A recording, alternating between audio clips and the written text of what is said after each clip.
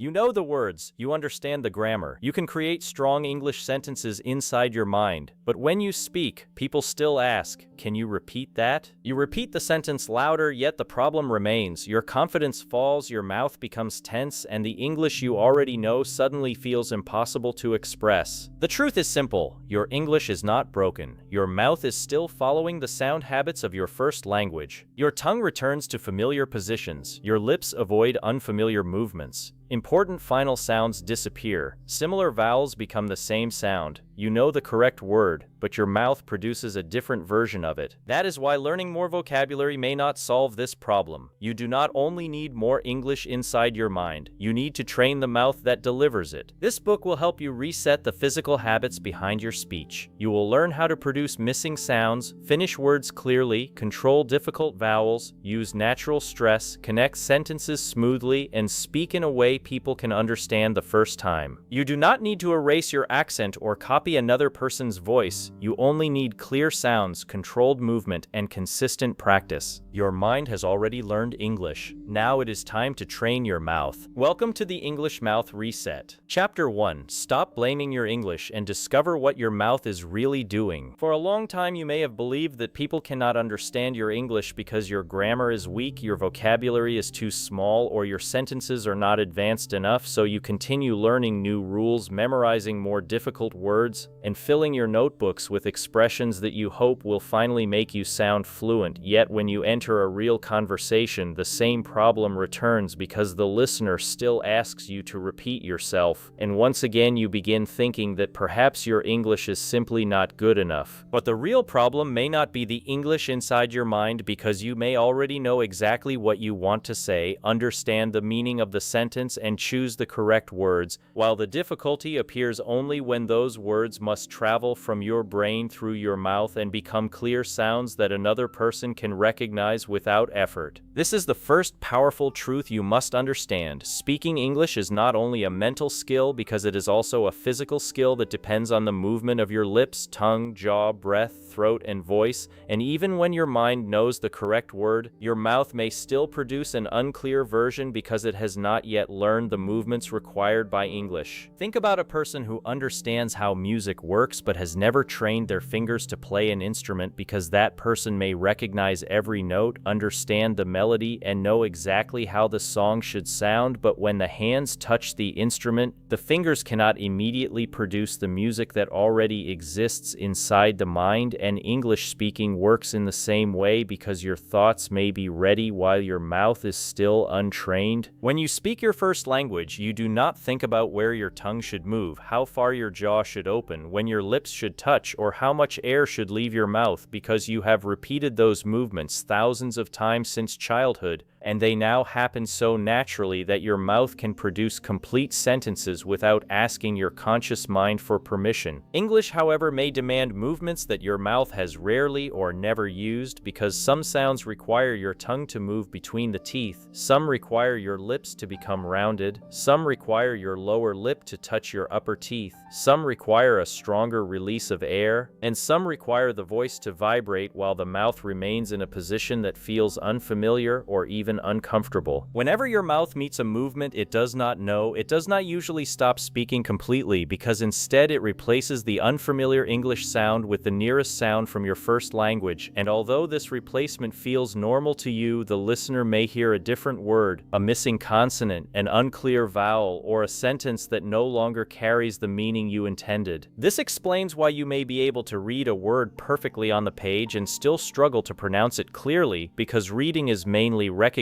while speaking is production, and recognizing a sound inside someone else's voice is not the same as creating that sound with your own mouth. You may listen to a native or clear English speaker and immediately understand the word, yet when you try to repeat it, your mouth changes the rhythm, removes the ending, weakens an important consonant, or replaces one vowel with another, and then you become confused because your ears know the word while your mouth cannot yet reproduce it. This does not mean you are untalented to old or incapable of learning pronunciation because it only means that the muscles and movements involved in your English speech require focused repetition, just as any other physical skill requires practice before it becomes natural. The greatest mistake many learners make is judging their pronunciation according to what they wanted to say rather than what actually came out of their mouth, because you always know the complete sentence inside your mind. And this knowledge can make your own pronunciation sound clearer to you than it sounds to someone who has no access to your intention. Imagine that you want to say, "I worked late yesterday," but your mouth removes the final sounds and produces something closer to, "I work lay yesterday," because you still understand your meaning without difficulty, yet the listener receives incomplete sound information and must quickly guess whether you are speaking about today, yesterday, work, or something else. The listener is not inside your mind and cannot hear the correct spelling, the grammar rule, or the word you intended to produce, because the listener only receives the sound that leaves your mouth, and when that sound is missing important information, the responsibility does not belong to the listener's intelligence but to the physical clarity of the message. This is why speaking louder often does not solve the problem, because an unclear sound does not become correct simply because it becomes louder, and when someone asks you to repeat yourself, you may naturally increase your volume while making the exact same mouth movements, which only produces a louder version of the same unclear sentence. Clear English comes from changing the movement, not only increasing the volume, and instead of repeating the entire sentence in exactly the same way, you must learn to identify which word, sound, or ending failed to reach the listener clearly. From this moment, stop saying "my English is bad" whenever a person does not understand you, because that sentence is too general, too painful, and too unhelpful, and it hides the real issue under a judgment that gives you nothing practical to improve. Replace that thought with a better question such as, "Which sound did my mouth miss?" because this question changes the experience from emotional failure into physical investigation, and instead of attacking your intelligence, you begin studying the exact movement that needs to be repaired. Perhaps your lips did not close fully for the B or P sound. Perhaps your lower lip did not touch your teeth for the V sound. Perhaps your tongue did not reach the correct position for L. Perhaps your jaw remained too closed for a strong vowel. Or perhaps your mouth simply stopped before completing the final sound of the word. These are not permanent weaknesses because they are trainable movements, and the moment you can identify the movement your mouth is avoiding, you can begin repeating that movement slowly until it becomes more comfortable, more reliable, and eventually more automatic. Many learners have spent years practicing English silently because they read books, complete exercises, watch videos, and think in English, but they rarely give their mouth enough time to move, make mistakes, and develop the physical coordination needed for clear speech. Silent study can expand your knowledge, but silence cannot strengthen pronunciation because your lips cannot learn from a grammar page, your tongue cannot become more flexible by watching someone else speak, and your jaw cannot develop new English habits unless you repeatedly use it. You must begin treating your mouth like an instrument that requires daily training, because before a singer performs, the voice is warmed up. Before an athlete competes, the body is prepared, and before a musician plays a difficult piece, the fingers practice the movements that the performance will require. Yet many English learners enter conversations without ever warming up their mouths, and then they become surprised when the lips feel stiff, the tongue becomes confused, the jaw stays closed, and the familiar sounds of the first language take control under pressure. One of the most important exercises in this chapter is simple observation, because before you can change your mouth habits, you must first see and feel what your mouth is doing while you speak. Stand in front of a mirror and slowly pronounce the words very, world, think, worked, comfortable, and probably, while paying attention not only to the sound but also to the movement of your face, lips, tongue, and jaw. Watch whether your lips become active or remain almost still. Notice whether your jaw opens enough for each vowel. Observe whether your tongue reaches new positions, and ask yourself whether you are producing the word physically or merely hoping the correct sound will appear. Many learners try to speak with the smallest possible movement because they feel shy, afraid of looking strange, or uncomfortable with the exaggerated positions required during early practice, so they hide their teeth, keep their jaw nearly closed, tighten their lips, and attempt to produce an entire English sentence through a very narrow mouth. This creates weak vowels, unclear consonants, and flat rhythm because clear speech often requires visible movement, and although these movements may feel exaggerated to you, they may sound completely normal to the listener. When you first begin opening your jaw more, rounding your lips clearly, or moving your tongue into unfamiliar positions, the pronunciation may feel dramatic and unnatural because your mouth is comparing the new movement with the old habit rather than with clear English speech. Do not trust comfort too quickly because the old movement feels comfortable only because it has been repeated for many years, while the new movement feels uncomfortable because it is still weak, unfamiliar, and consciously controlled. Every physical skill feels unnatural during the beginning, and just as learning to type, drive, swim, or play an instrument once required slow and deliberate movement, your English mouth reset also requires patience before the correct positions begin happening without effort. Another important habit is recording yourself because the voice you hear while speaking is not exactly the same voice another person hears, and your brain often fills in missing information because it already knows the sentence you intended to say. Choose a simple sentence such as, "I really want to improve my spoken English," and record yourself saying it naturally, then listen again while pretending you do not know what the sentence is supposed to be. Ask whether every important word is recognizable, whether the endings are complete, whether the vowels sound different enough, and whether the sentence has a clear rhythm or feels like several weak sounds pushed together. Do not listen only to criticize your accent, because the purpose of recording is not to make you feel embarrassed, and you should never use the recording as evidence that your voice is bad or that you are not progressing. Use the recording as a mirror for sound, because just as a physical mirror reveals movements your body cannot see from the inside, a recording reveals pronunciation habits that your ears may not notice while you are busy creating the sentence. Choose only one problem at a time, because if you try to repair every sound, every vowel, every stress pattern, and every rhythm mistake in one recording, you will quickly become overwhelmed and may stop practicing altogether. Perhaps today you will focus only on whether you finished the words, and tomorrow you may focus only on whether your jaw opened enough for the vowels, while another day may be dedicated to one difficult sound such as V, TH, R, or L. Small focus creates strong progress because your mouth needs repeated attention in one direction before a new movement becomes stable, and constant switching prevents the muscles from receiving enough repetition to build a reliable habit. You must also understand that real conversations place pressure on the mouth, because when you are speaking with another person, your mind is thinking about vocabulary, grammar, meaning, confidence, and the listener's reaction at the same time. Under this pressure, your mouth naturally returns to its oldest habits, and this is why you may pronounce a word correctly during private practice but lose the same sound during a fast conversation. The answer is not to stop speaking until your pronunciation becomes perfect, because perfection may never arrive and waiting will only strengthen fear, but you should create a bridge between slow private practice and natural conversation.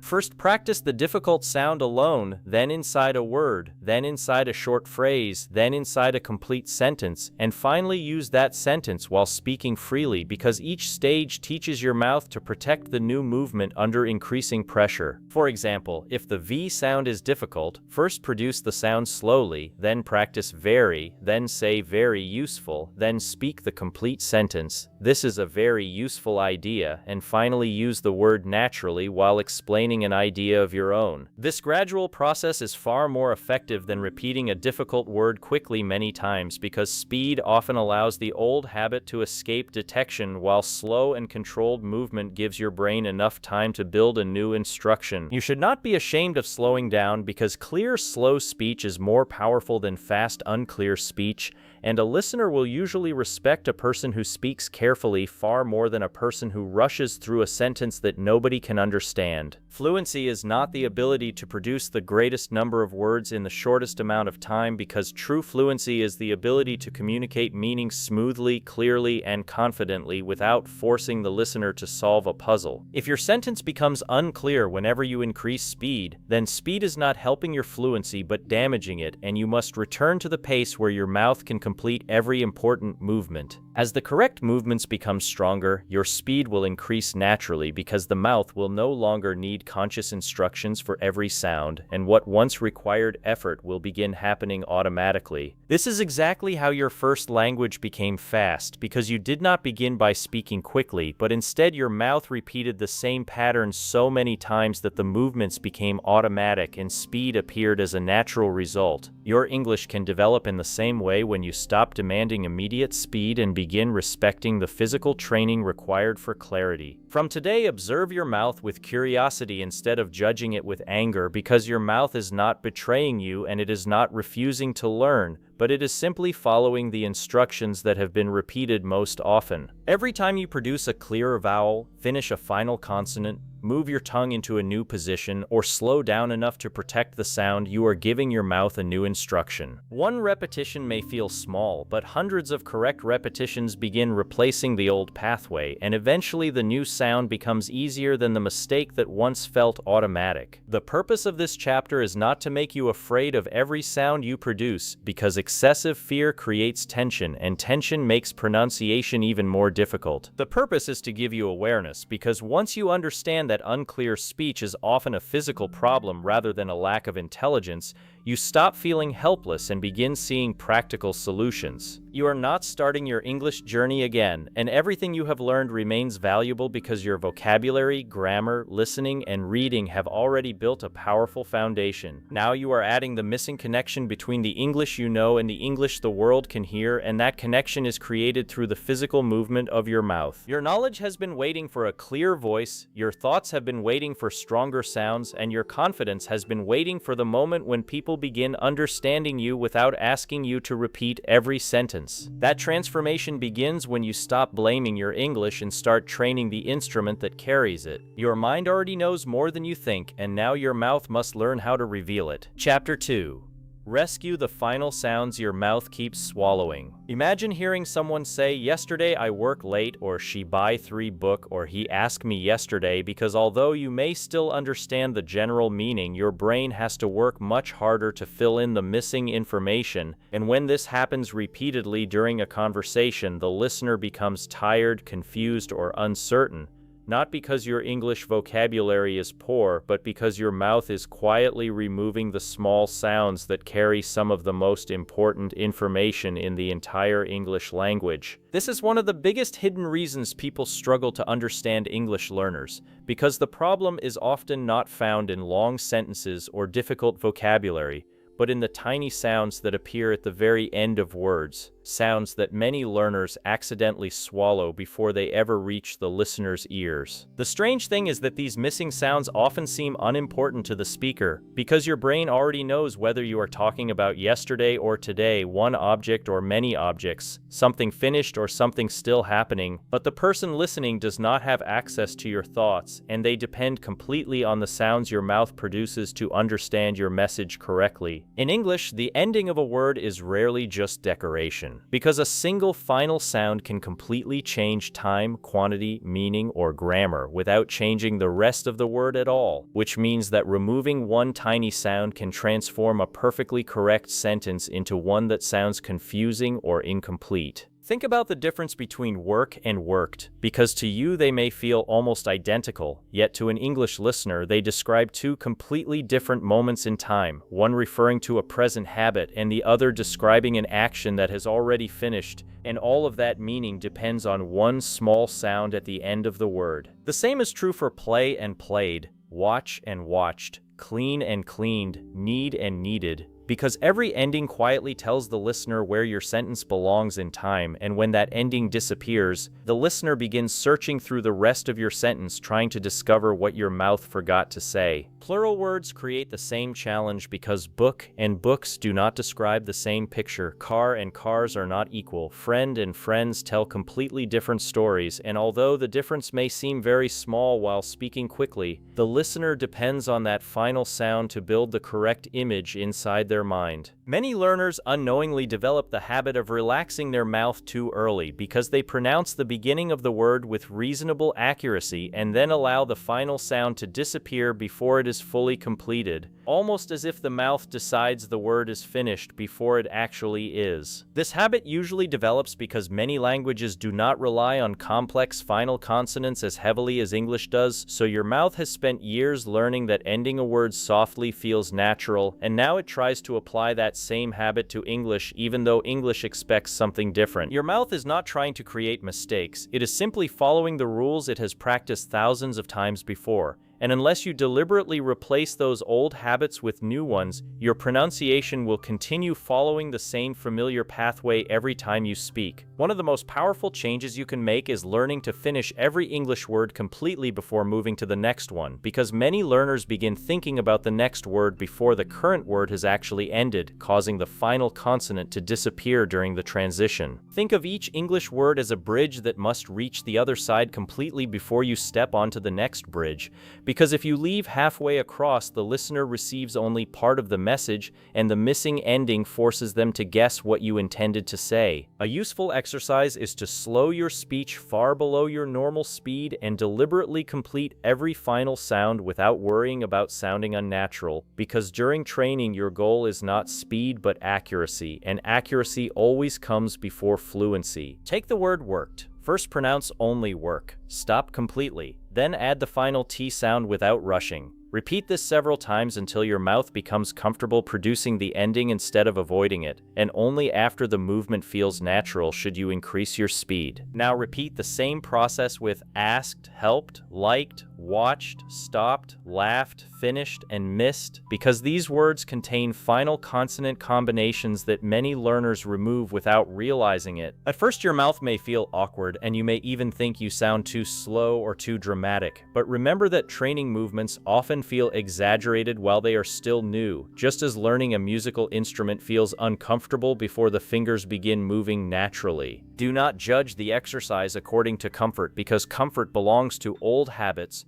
while progress belongs to new habits that have not yet become automatic. Another mistake many learners make is believing that the final sound should become another full syllable, so instead of saying worked, they accidentally produce something closer to worked, adding an unnecessary vowel that changes the rhythm of the word. English usually prefers efficiency, which means the final consonant should be completed cleanly without creating another syllable, unless the word naturally requires one. And learning this difference makes your speech both clearer and more natural at the same time. Practice listening carefully to words ending in T, D, K, P, B, G, S, Z, T, H, and SH, because these final sounds often disappear during fast speech if the mouth is not properly trained to protect them. One excellent method is called the finish and freeze technique, where after completing the final consonant, you briefly hold the mouth position for a fraction of a second before moving to the next word, because this teaches your muscles that the ending deserves just as much attention as the beginning of the word. For example, say stop, complete the final P sound, freeze for a moment, then relax, and repeat the process with help, look, thank, wish, and laugh, allowing your mouth to experience what a completed English word actually feels like. As this movement becomes stronger, remove the pause while keeping the ending fully intact, because eventually the correct movement should become smooth rather than slow. Recording yourself is especially valuable during this stage because your ears often believe you produced the final sound even when the recording proves otherwise, and this happens because your brain automatically fills in sounds it expected to hear, making your own pronunciation seem more complete than it actually was. Choose 10 simple past tense sentences and record yourself reading them naturally, then listen again while focusing only on the final sounds instead of the grammar or vocabulary. Ask yourself whether every past tense ending is actually audible, whether every plural noun is complete, and whether each word reaches its natural ending before the next word begins. If you notice missing endings, do not become discouraged, because discovering the problem is the beginning of solving it, and every clear observation gives you another opportunity to strengthen your pronunciation. Another powerful exercise is contrast training, because your mouth learns faster when it experiences meaningful differences instead of isolated words. Compare I work every day with I worked yesterday. Compare she plays tennis with she played yesterday. Compare he walks home with he walked home. Listen carefully to how one tiny ending completely changes the meaning of the entire sentence. Then create your own pairs using words from your daily life, because practicing vocabulary that you actually use during conversations makes the new habit much easier to remember when you need it most. It is also important to understand that not every final sound should be loud, because many learners believe clarity means increasing volume, but a sound can be soft and still be complete if the mouth finishes the movement correctly. Clear pronunciation is not about shouting your consonants or making every ending dramatic. It is about giving the listener enough information to recognize the word immediately without needing to guess. Imagine that every English word is like sending a package through the mail, because if the address is missing only one important number, the package may arrive at the wrong destination or never arrive at all. And final sounds work in the same way by completing the information your listener needs. Your responsibility as a speaker is not only to begin words clearly, but also to finish them faithfully, because unfinished words create unfinished understanding. You should also begin noticing final sounds while listening to native or highly proficient speakers, because many learners focus only on vocabulary while ignoring pronunciation patterns that could transform their own speech. Listen carefully to interviews, podcasts, audiobooks, or conversations, and pay attention specifically to how speakers complete words ending in T, D, K, S, Z, and other consonants, noticing that although the sounds are often quick, they are rarely abandoned completely. This type of focused listening trains your ears to expect complete endings, and once your ears begin recognizing them more consistently, your mouth gradually becomes better at reproducing them. Another useful habit is reading aloud every day for 10 minutes while exaggerating only the final consonants, because this temporarily increases your awareness of endings until completing them becomes automatic even during normal speech. Do not worry if this practice sounds unnatural at first, because training is not performance, and the purpose of practice is to build stronger habits that later become smooth and effortless. As your final sounds improve, you will begin noticing something remarkable during conversations, because people will ask you to repeat yourself less often. Your grammar will suddenly sound stronger even though you did not study new grammar rules. And your confidence will grow because your listeners will spend less energy trying to decode your speech. This is one of the greatest secrets of clear English speaking, because improving pronunciation is not always about learning difficult new sounds, but about respecting the small sounds that were already there and finally allowing them to reach the listener. Every completed ending tells a clearer story, every protected consonant carries more meaning, and every finished word strengthens the bridge between your thoughts and the person listening to you. From this day forward, make one simple promise to yourself whenever you speak English: never abandon a word before it reaches its destination, because every final sound you protect brings your listener one step closer to understanding you the very first time. Chapter 4. Train the difficult sounds your mouth keeps replacing. Every English learner has certain sounds that feel uncomfortable, unnatural, or almost impossible to produce.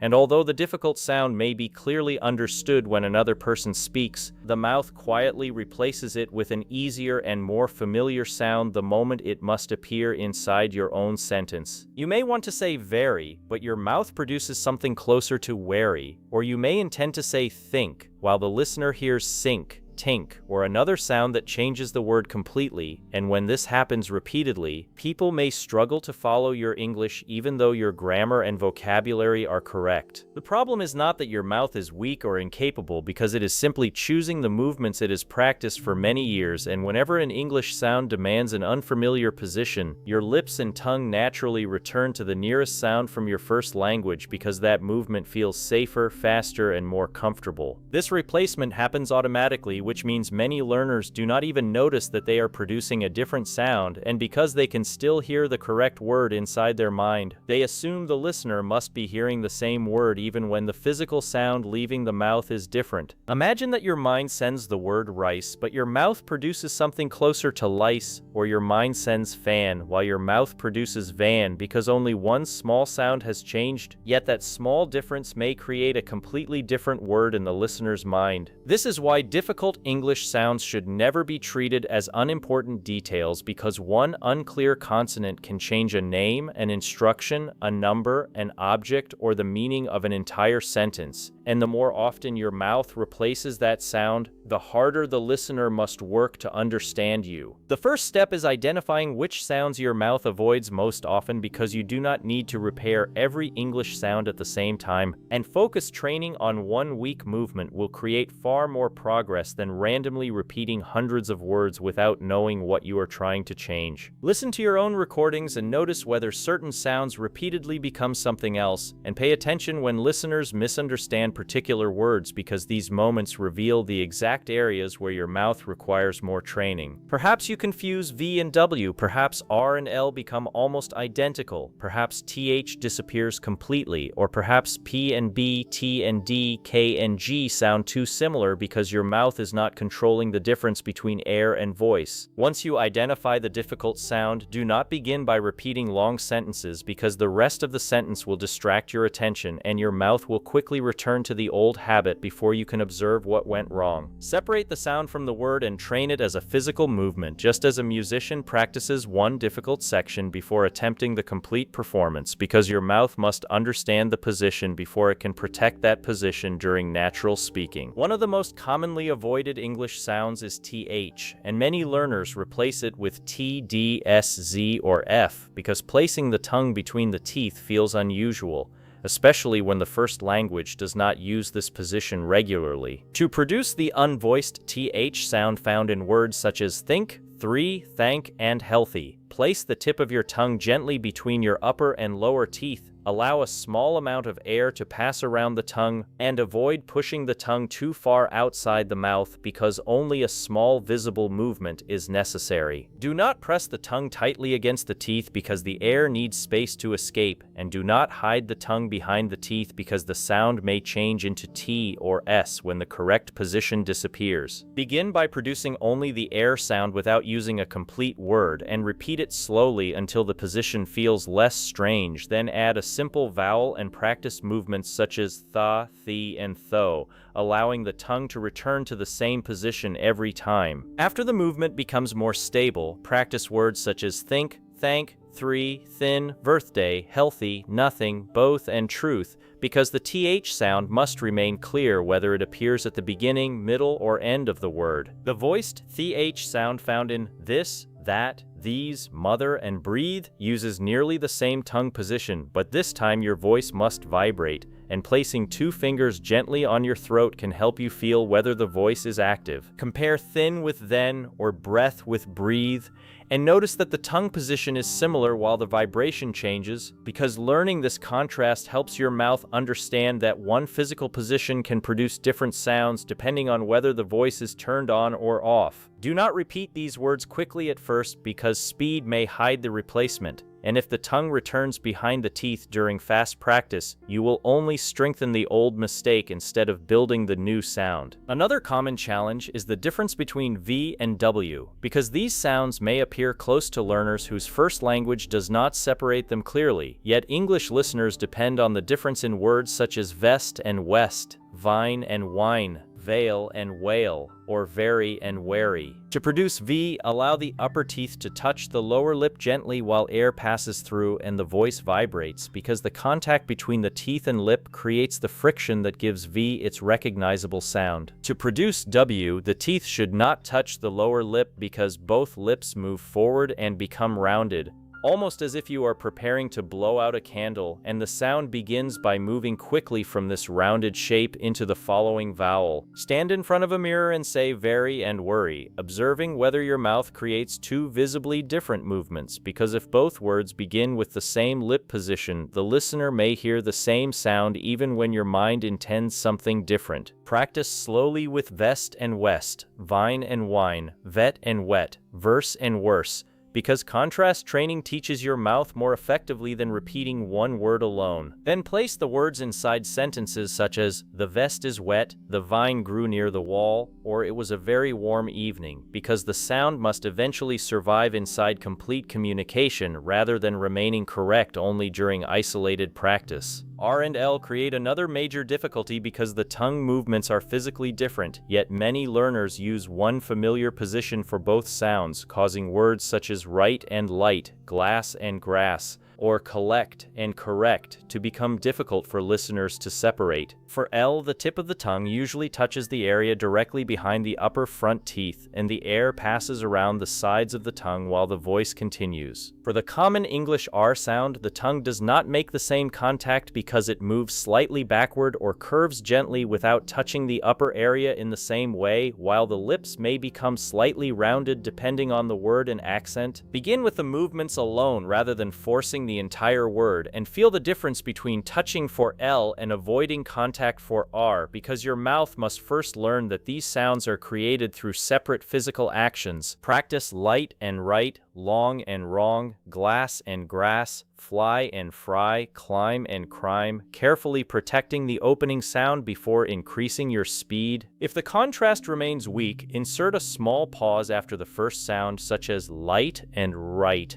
because the pause gives your tongue time to reach the correct position before the rest of the word begins. As the movement becomes easier, reduce the pause until the word sounds natural while keeping the distinction clear, because the purpose of slow practice is to create control that can later become smooth. The difference between P and B is also important because both sounds begin with the lips closed, but P releases a stronger burst of air without voice, while B uses vibration and usually less visible air. Hold a small piece of paper in front of your mouth and say pat, pen, cap, and stop, noticing how the paper moves when the P sound releases air. Then compare the movement with bat, ben, cab, and rob, where the vibration becomes more important. Place your fingers on your throat and compare pat with bat, or cap with cab, because feeling the difference between air and voice can help when your ears are not yet sensitive enough to hear it consistently. The same principle appears in T and D, K and G, F and V, and S and Z, because one sound may use mostly air while the other adds vibration, and when the mouth fails to control that difference, words may become unclear or completely change their identity. Practice ten and den, coat and goat, fan and van, sip and zip, while checking both the mouth position and the vibration in your throat. You should not practice these contrasts only through written words, because spelling may distract you and your mouth needs to remember the movement through sound, feeling, and repetition rather than depending entirely on letters. Listen to a clear recording of one word. Pause, copy it, record your own version, and compare the two sounds without becoming angry or embarrassed, because correction is a normal part of physical training. If your version sounds different, do not repeat the mistake 10 more times at full speed, because repetition strengthens whatever movement you are producing, whether it is correct or incorrect. Stop, return to the basic mouth position, produce the sound slowly, and only continue when the movement is closer to the target, because 5 careful repetitions are more valuable than 50 careless ones. This is one of the most important laws of pronunciation training, because practice does not automatically create improvement, while correct practice creates improvement by teaching the mouth exactly which movement should become automatic. Another powerful method is the sound ladder, where you begin with the sound alone, add a vowel, place the sound inside a word, move the word into a short phrase, and finally use it inside a complete sentence. For example, if V is difficult, first produce the V sound alone, then practice va, vi, and vo, followed by words such as very, visit, 7, move, and love. After that, practice phrases such as very valuable, 7 visitors, or move over. Then speak sentences such as, it was a very valuable experience, or 7 visitors arrived in the evening. This gradual increase in difficulty teaches your mouth to protect the sound under pressure, because a sound that appears correctly in isolation may disappear again when several words compete for your attention. The same ladder can be used for TH, R, L, P, B, or any other difficult consonant, and the more often you carry the sound from isolation into real sentences, the more likely it becomes that the new movement will appear during natural conversation. You should also practice the sound in different positions, because many learners can pronounce a consonant at the beginning of a word but lose it in the middle or at the end. For example, V may feel easier in very than in 7 or move, while TH may feel manageable in think but disappear in nothing or both, and R may remain clear in right while becoming weak in around, correct, or world. Create 3 groups for every difficult sound, with beginning words, middle words, and ending words because this trains your mouth to find the position regardless of where the sound appears. You must also be careful when the difficult sound appears beside another consonant because combinations require faster and more accurate movement,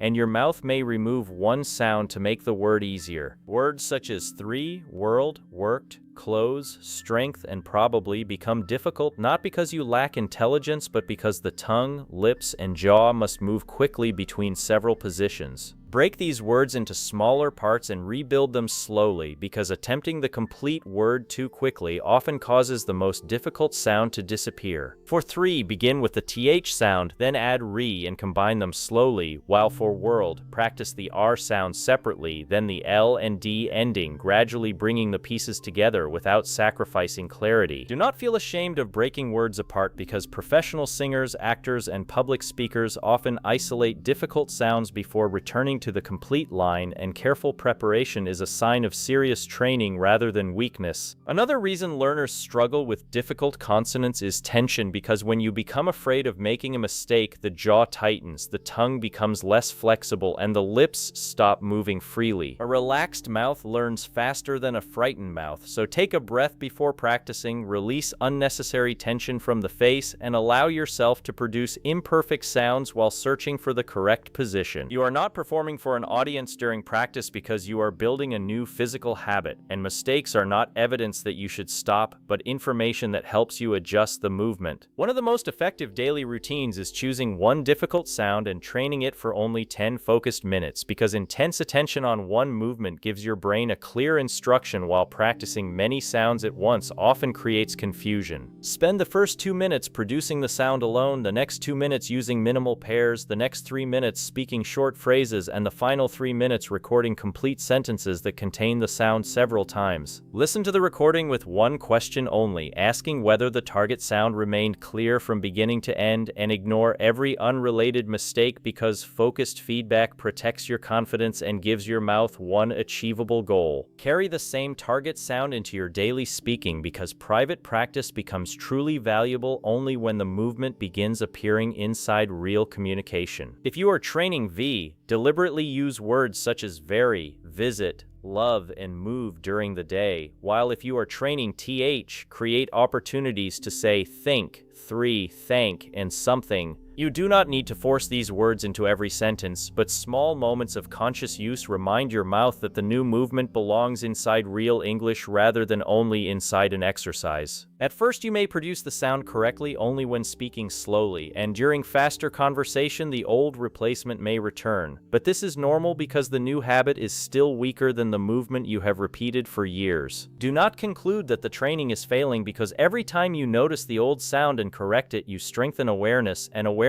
gradually becomes control, while control eventually becomes automatic speech. The moment of self-correction is not something to be ashamed of because it proves that your ears and mouth are beginning to recognize the difference, and a learner who can hear and repair a mistake is already moving toward clearer English. You should never attempt to erase every trace of your natural accent because your accent carries the history of the languages you have spoken, the places you have lived, and the people who taught you to communicate. The goal is not to sound like a different person because the goal is to remove the sound replacements that block meaning, allowing your own voice to become clearer without losing its identity. A speaker can have a strong accent and still be completely understandable when important consonants, vowels, endings, stress patterns, and rhythms remain clear. Clarity gives the listener enough information to recognize your words immediately, while imitation without control may still sound confusing even when the speaker is trying to copy a particular accent. Measure progress by communication rather than perfection because the real question is not whether your sound matches every detail of a native speaker,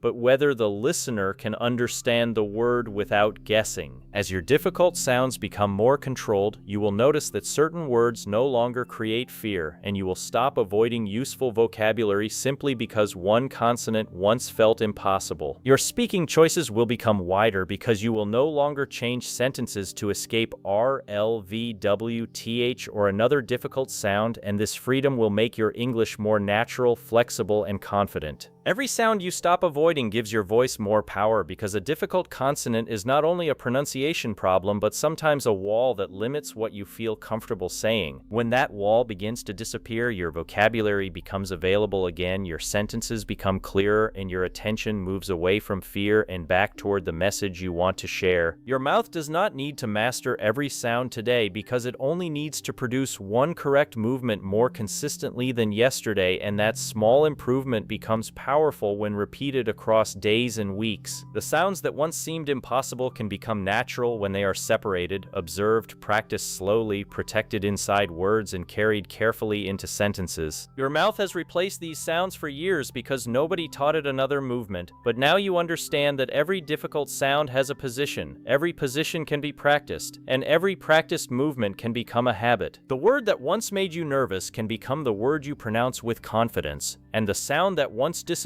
can become one of the clearest parts of your English. Do not run away from the sounds your mouth keeps replacing because those sounds are showing you exactly where your greatest speaking improvement is waiting. Train them patiently, repeat them correctly, and allow every new movement to bring your voice closer to the clear English that has always existed inside your mind. Chapter 5. Use word stress and sentence rhythm so people can recognize your English faster. You may pronounce every consonant correctly, produce every vowel clearly, finish the endings of your words, and still discover that listeners need extra time to understand you because clear English depends not only on which sounds you create, but also on which sounds you make stronger, which syllables you reduce, where your voice rises, where it falls, and how your entire sentence moves from beginning to end. This is one of the most important truths in spoken English because a word is not simply a collection of letters placed beside one another, and a sentence is not simply a line of separate words spoken with equal energy, since English has a recognizable sound shape that helps the listener identify meaning before every individual sound has even been processed. When the stress pattern is correct, the listener recognizes a word quickly, but when the stress appears in an unexpected place, even a familiar word can sound strange, unfamiliar, or difficult to understand, although every letter may technically be present. Imagine hearing a familiar song played with all the correct notes but with the strong beats placed in the wrong locations because the music would still contain the correct material, yet it would feel unnatural and difficult to recognize. An English pronunciation works in exactly the same way because stress and rhythm create the musical structure that helps listeners recognize your words and sentences. Many learners believe that speaking clearly means pronouncing every syllable with the same strength, carefully giving equal time and energy to every part of the word. But this often makes English sound heavy, slow, and mechanical because natural spoken English depends on contrast between strong and weak sounds. A stressed syllable is usually clearer, longer, louder, or slightly higher in pitch than the surrounding syllables,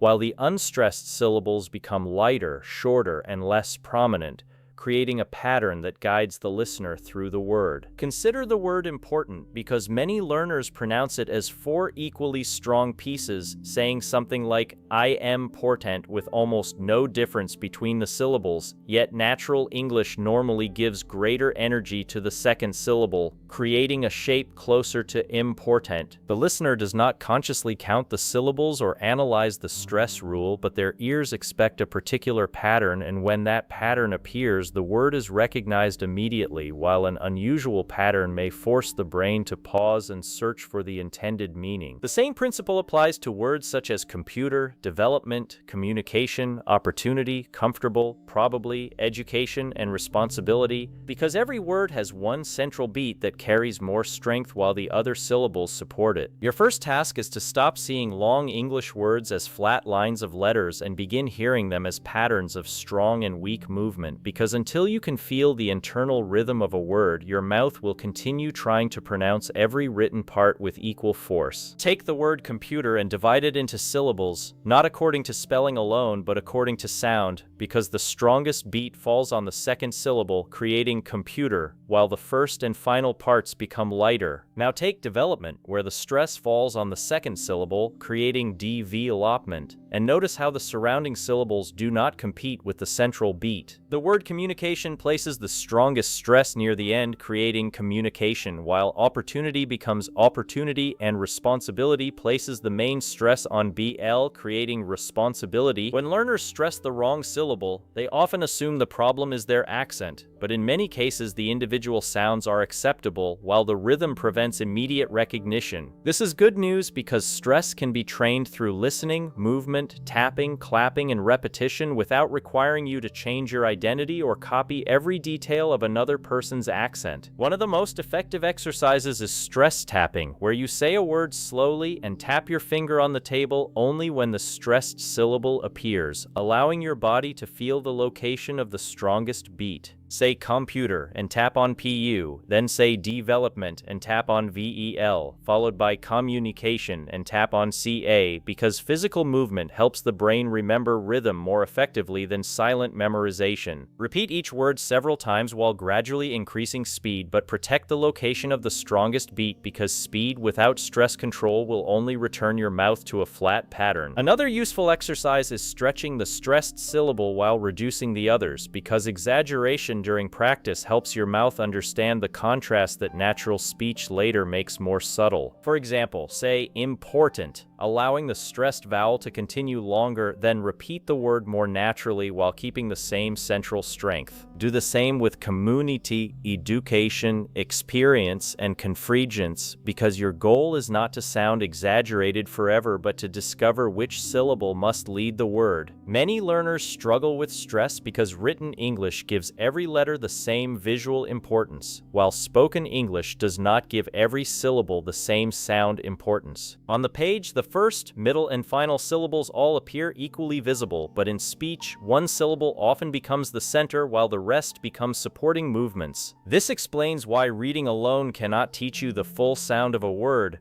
because you may know how the word is spelled and understand exactly what it means while still producing a stress pattern that listeners do not expect. Whenever you learn a new word, do not memorize only its spelling and definition, because you should also learn where the stress belongs, how many syllables it contains, and which parts become lighter during natural speech. You can mark the stressed syllable with capital letters in your notes, underline it, place a small circle above it, or use any visual method that reminds your mouth where the strongest beat should appear. This small habit can prevent years of repeated pronunciation mistakes, because once a word has been practiced incorrectly hundreds of times, the wrong stress becomes automatic and requires more effort to replace. You should also notice that word stress can move when a word changes form, which means related words may not always keep their strongest beat in the same location. Consider photograph, photography, and photographic, because the stress shifts as the word changes from noun to another form, and a learner who expects the stress to remain fixed may pronounce the related words incorrectly despite recognizing them perfectly. The same movement appears in words such as economy, economic, and economical, or democracy and democratic,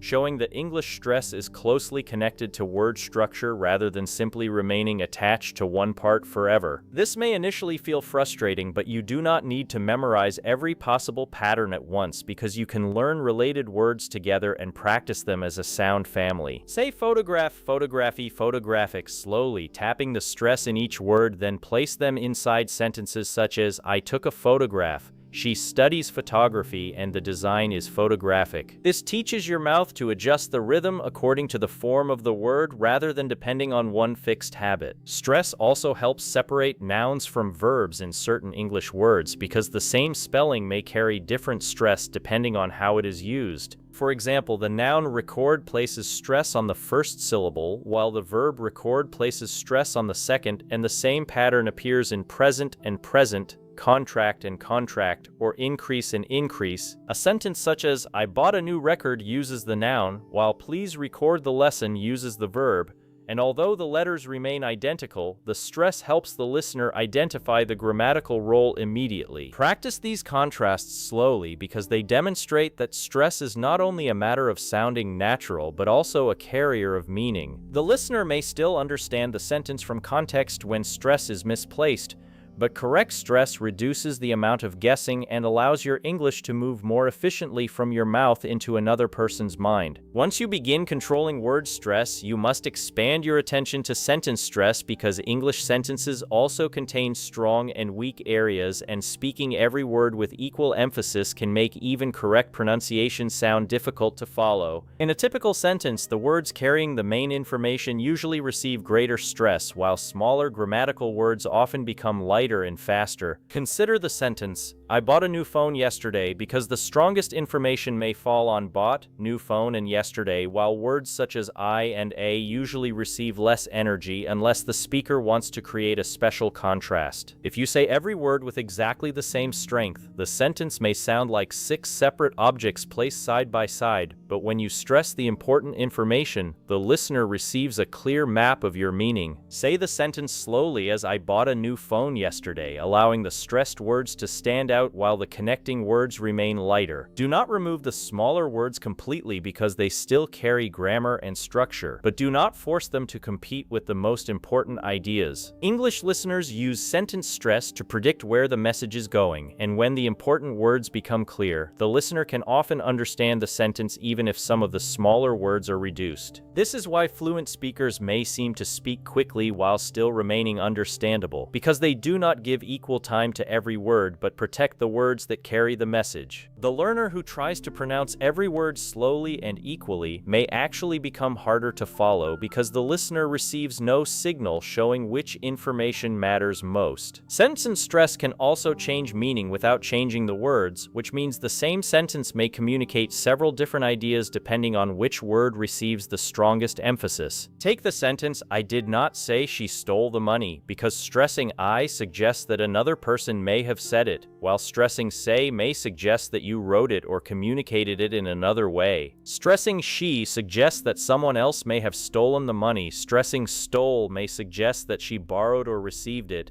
and stressing money may suggest that she stole something else. The words remain exactly the same, yet the focus changes because stress directs the listener's attention toward the most important contrast. This is one reason learners sometimes sound emotionally flat even when their grammar is perfect, because the words appear without a clear focus, causing the listener to understand the basic sentence while missing the speaker's intention, attitude, correction, or emotion. Practice the sentence several times while moving the strongest stress from one word to another, and notice how your meaning changes even before you add extra explanation. This exercise trains not only pronunciation but communication, because speaking clearly requires deciding which part of your message deserves the listener's attention. You should begin asking yourself one simple question before speaking an important sentence. Which word carries the main message? Once you identify that word, allow it to receive slightly more length, volume, or pitch while keeping the rest of the sentence supportive. For example, in the sentence, "The meeting starts at 3, the time may be the most important information, so 3 should receive clear stress, while in the sentence, "The meeting starts at 3, stressing starts may correct someone who believed it ends at that time." Your stress choice tells the listener what is new, important, surprising, or corrected. This skill becomes especially valuable in professional communication, presentations, interviews, customer service, teaching, and storytelling because listeners must quickly understand where the key information is located. A speaker with limited vocabulary but strong stress control can often communicate more effectively than a speaker with advanced vocabulary who gives every word the same flat rhythm. The next major concept is reduction, because unstressed words and syllables often become shorter and less clear in natural speech,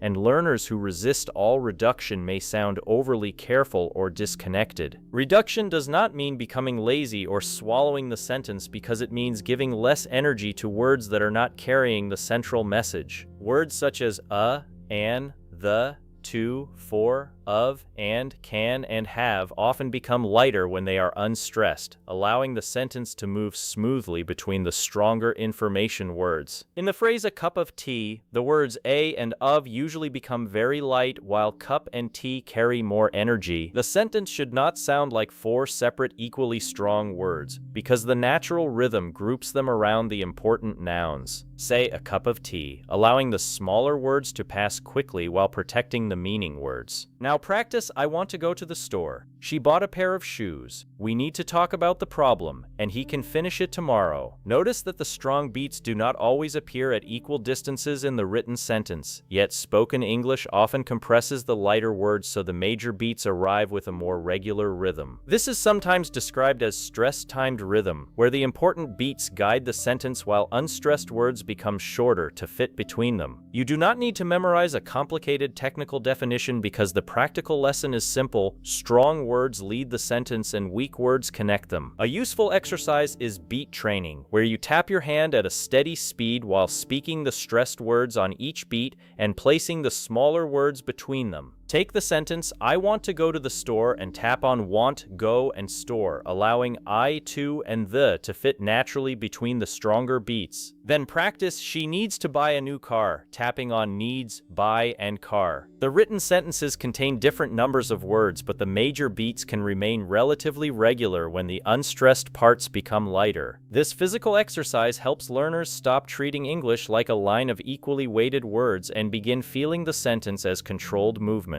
You should not attempt reduction before your basic pronunciation is clear because reducing sounds without control can create confusion, but once your words are recognizable, learning to lighten the smaller parts will make your speaking smoother and easier to follow. The goal is controlled reduction rather than disappearance because the listener still needs enough sound to understand the grammar. If you remove too much, I want to go to the store may become an unclear group of noises, while if you pronounce everything too strongly, it may sound rigid and unnatural.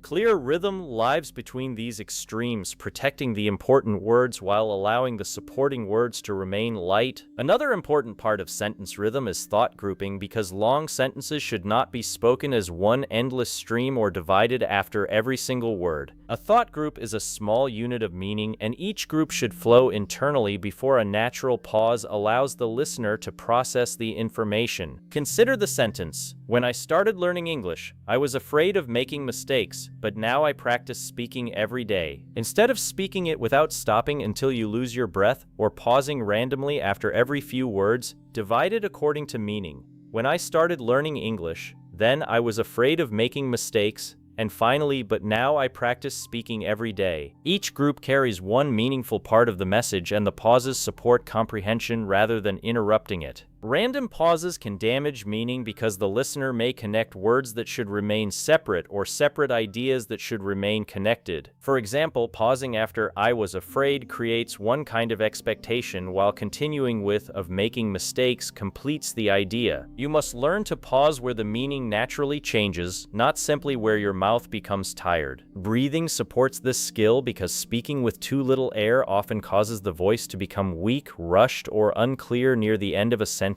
Before beginning a longer thought, take a relaxed breath and decide where the natural meaning pauses will appear. Do not fill your lungs with excessive tension because controlled breathing should feel comfortable rather than dramatic. Practice reading a paragraph and draw small lines where the thought groups change, then speak each group smoothly while allowing a brief pause between them. This creates a strong balance between fluency and clarity because the sentence continues moving without becoming a confusing stream. Rhythm also depends on pitch, which means your voice naturally moves higher and lower to show whether an idea is complete, unfinished, surprising, doubtful, polite, or emotionally important. A completely flat voice may make correct English sound lifeless or difficult to interpret because the listener receives the words without enough information about the speaker's intention. For example, a rising pitch can sometimes show that a question is being asked or that the speaker has not finished the thought, while a falling pitch often signals completion or certainty. Say you finished with a falling voice, and it may sound like a statement. Then say "you finished" with a rising voice, and the same words become a question. The words do not change, but the movement of the voice changes the listener's interpretation. You do not need to copy exaggerated movie dialogue because natural intonation is usually subtle, but your voice should not remain trapped at one level throughout every sentence. Listening practice becomes essential here because intonation cannot be learned fully through written rules,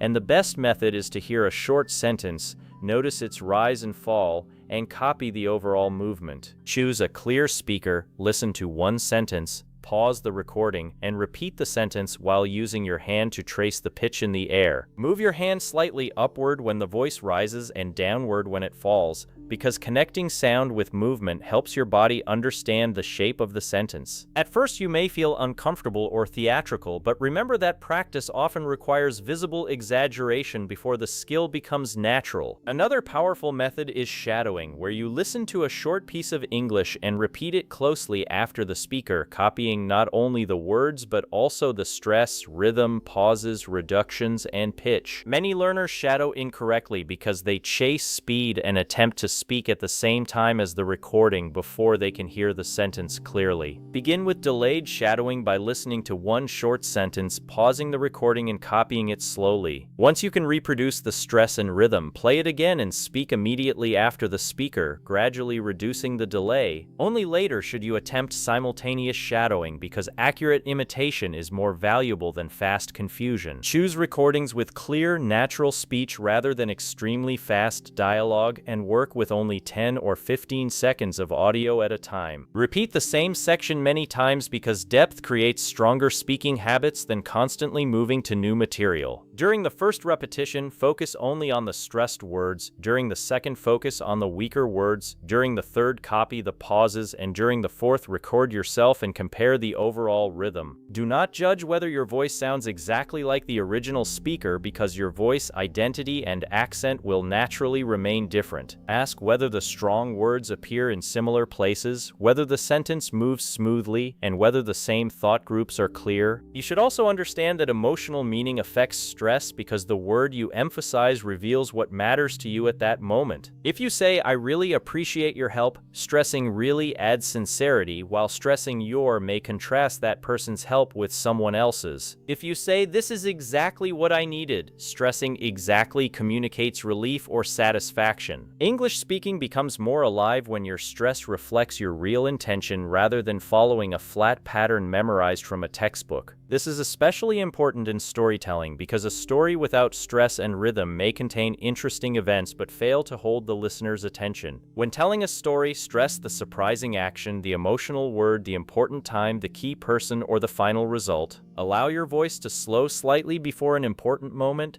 pause briefly, then deliver the key information with stronger stress. For example, instead of saying every word equally in "I opened the door and saw my old friend standing there," allow "opened the door, old friend, and standing there" to carry the story. You are not acting falsely because you are guiding the listener toward the information that makes the experience meaningful. Professional speakers, teachers, presenters, and storytellers all use stress and rhythm because listeners cannot remain focused when every word sounds identical. Your voice must create direction, allowing the audience to feel when the message begins, develops, changes, and reaches its conclusion. One of the reasons learners avoid stress is fear of sounding strange because giving one word extra energy may feel dramatic when you are accustomed to flat pronunciation. However, the movement feels larger inside your body than it sounds to the listener, and what seems exaggerated to you may sound completely natural to someone hearing the sentence. Record yourself speaking the same sentence in two ways, first with completely equal stress and then with stronger emphasis on the key words. Listen to both recordings without looking at the text and notice which version is easier to follow. This exercise often reveals that controlled stress creates clarity rather than drama. Another problem appears when learners stress too many words because they understand that stress is important and then attempt to make every word important. A sentence with stress everywhere is almost the same as a sentence with stress nowhere because the listener cannot identify the true focus. Choose only the words that carry new, essential, or contrasting information. In the sentence, "My brother bought a red car last week," the strongest words may be brother, bought, red car, and last week, but the exact choice depends on context. If someone asks who bought the car, stress brother, while if they ask what color it was, stress red, and if they ask when it happened, stress last week. Context controls stress, which means there is not always one perfect pattern for every sentence. The speaker must decide what the listener needs to notice. This decision transforms pronunciation into communication because you are no longer repeating sounds mechanically but shaping meaning deliberately. Word stress and sentence stress also influence confidence because a clear rhythm helps your mouth move forward instead of hesitating after every word. When you know which syllable leads the word and which words lead the sentence, your speaking becomes more organized, and this organization reduces the mental pressure of trying to control everything equally. You begin to understand that some sounds deserve greater attention while others can remain light, giving your mouth a clearer plan. A useful daily routine is to select 5 longer words and 5 complete sentences for stress training. For each word divided into syllables, identify the strongest syllable, tap the beat, exaggerate the stress, and then say the word naturally inside a sentence. For each complete sentence, underline the most important words, read it slowly with clear contrast, divide it into thought groups, and record the final version. Listen to the recording and ask whether the central message is easy to hear even without reading the words. Do not focus on every small accent difference because your target is intelligibility, rhythm, and meaning. You can also practice stress with familiar materials such as your daily introduction, work explanation, personal story, presentation, or common customer conversation because repeated real-life sentences become powerful tools for automatic speaking. Write down a sentence you often use, such as, "I work in customer service and help people solve technical problems," then mark work, customer service, help people, and technical problems as likely stress points. Speak the sentence several times until the main information stands out naturally. Then change the context and move the stress, perhaps emphasizing I when correcting who does the work, or emphasizing technical when distinguishing those problems from another type. This teaches flexibility rather than creating one frozen pronunciation. Another useful technique is backward building because long sentences sometimes lose rhythm near the end when the learner attempts to control everything from the beginning. Take a sentence such as, "I would like to improve my pronunciation so people can understand me more easily." Begin with the final phrase, "more easily," then add, "understand me more easily,"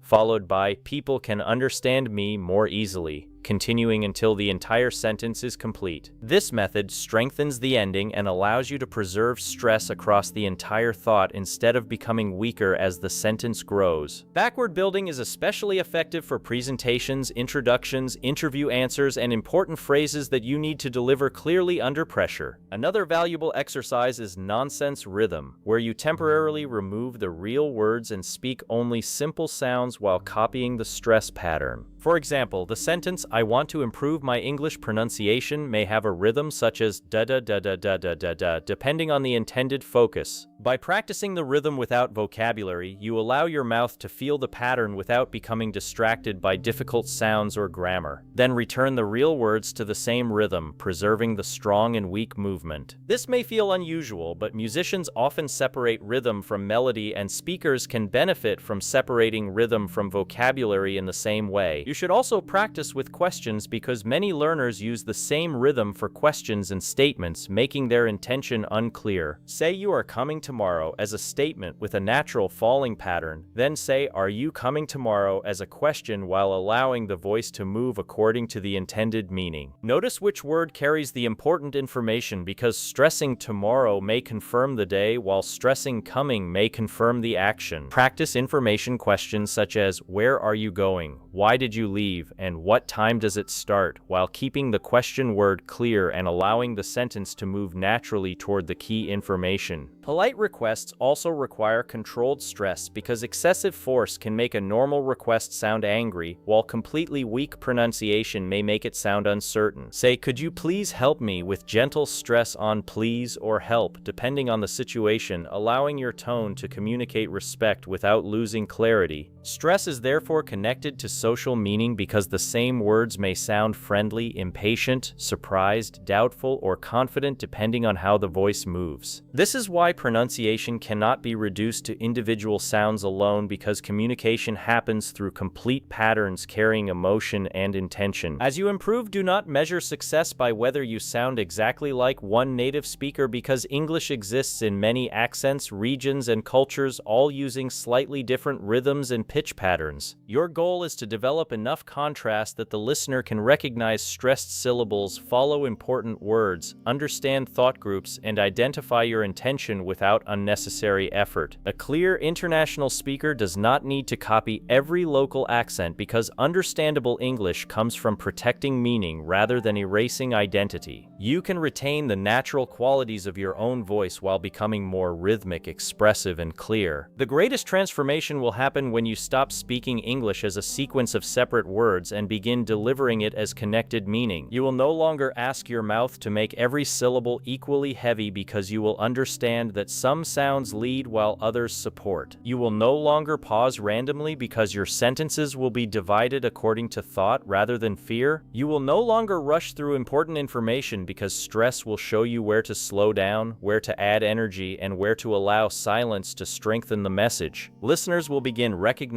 your words faster, because the rhythm will help them predict the structure before every sound is complete. Your speaking will feel more confident, not because you have eliminated every mistake, but because your message now has direction. A sentence with direction carries the listener from the beginning to the end, while a flat sentence leaves them searching for the central idea. Every strong beat becomes a signpost, every lighter word becomes a bridge, every thought group becomes a clear section, and every pause gives meaning enough space to arrive. This is the power of English stress and rhythm, because they transform pronunciation from a list of sounds into a living message. Your mouth is no longer simply producing words, because it is beginning to organize attention, emotion, contrast, and meaning. The listener is no longer forced to examine every syllable, because your voice is showing them where to listen. The English inside your mind already has meaning, but stress gives that meaning shape, rhythm gives it movement, and your voice gives it life. From this day forward, do not only ask whether you pronounced the word correctly, because you must also ask whether you gave the word its correct center, whether the sentence revealed its important idea, and whether your voice guided the listener smoothly toward your meaning. When your stress becomes clear, your rhythm becomes controlled, and your thought groups begin moving naturally, people will not only hear your English more clearly, because they will begin feeling the message exactly as you intended it to be understood. Chapter 6. Connect your words naturally without losing the sounds that carry your meaning. You may pronounce individual English words beautifully when they are standing alone, yet the moment you place those same words inside a complete sentence, your mouth suddenly becomes slow, stiff, or confused. Because speaking clearly in conversation requires more than producing one correct word at a time, and your mouth must learn how to move from the ending of one word into the beginning of the next without creating uncomfortable pauses, swallowing important sounds, or turning the entire sentence into an unclear stream. This is the stage where many learners begin feeling trapped between two speaking problems, because when they slow down and separate every word, their English sounds mechanical and unnatural. But when they try to speak quickly and connect everything, their important sounds disappear, and listeners struggle even more to understand them. You may pronounce a sentence as if every word is standing on a separate island saying, "I want to speak English more,"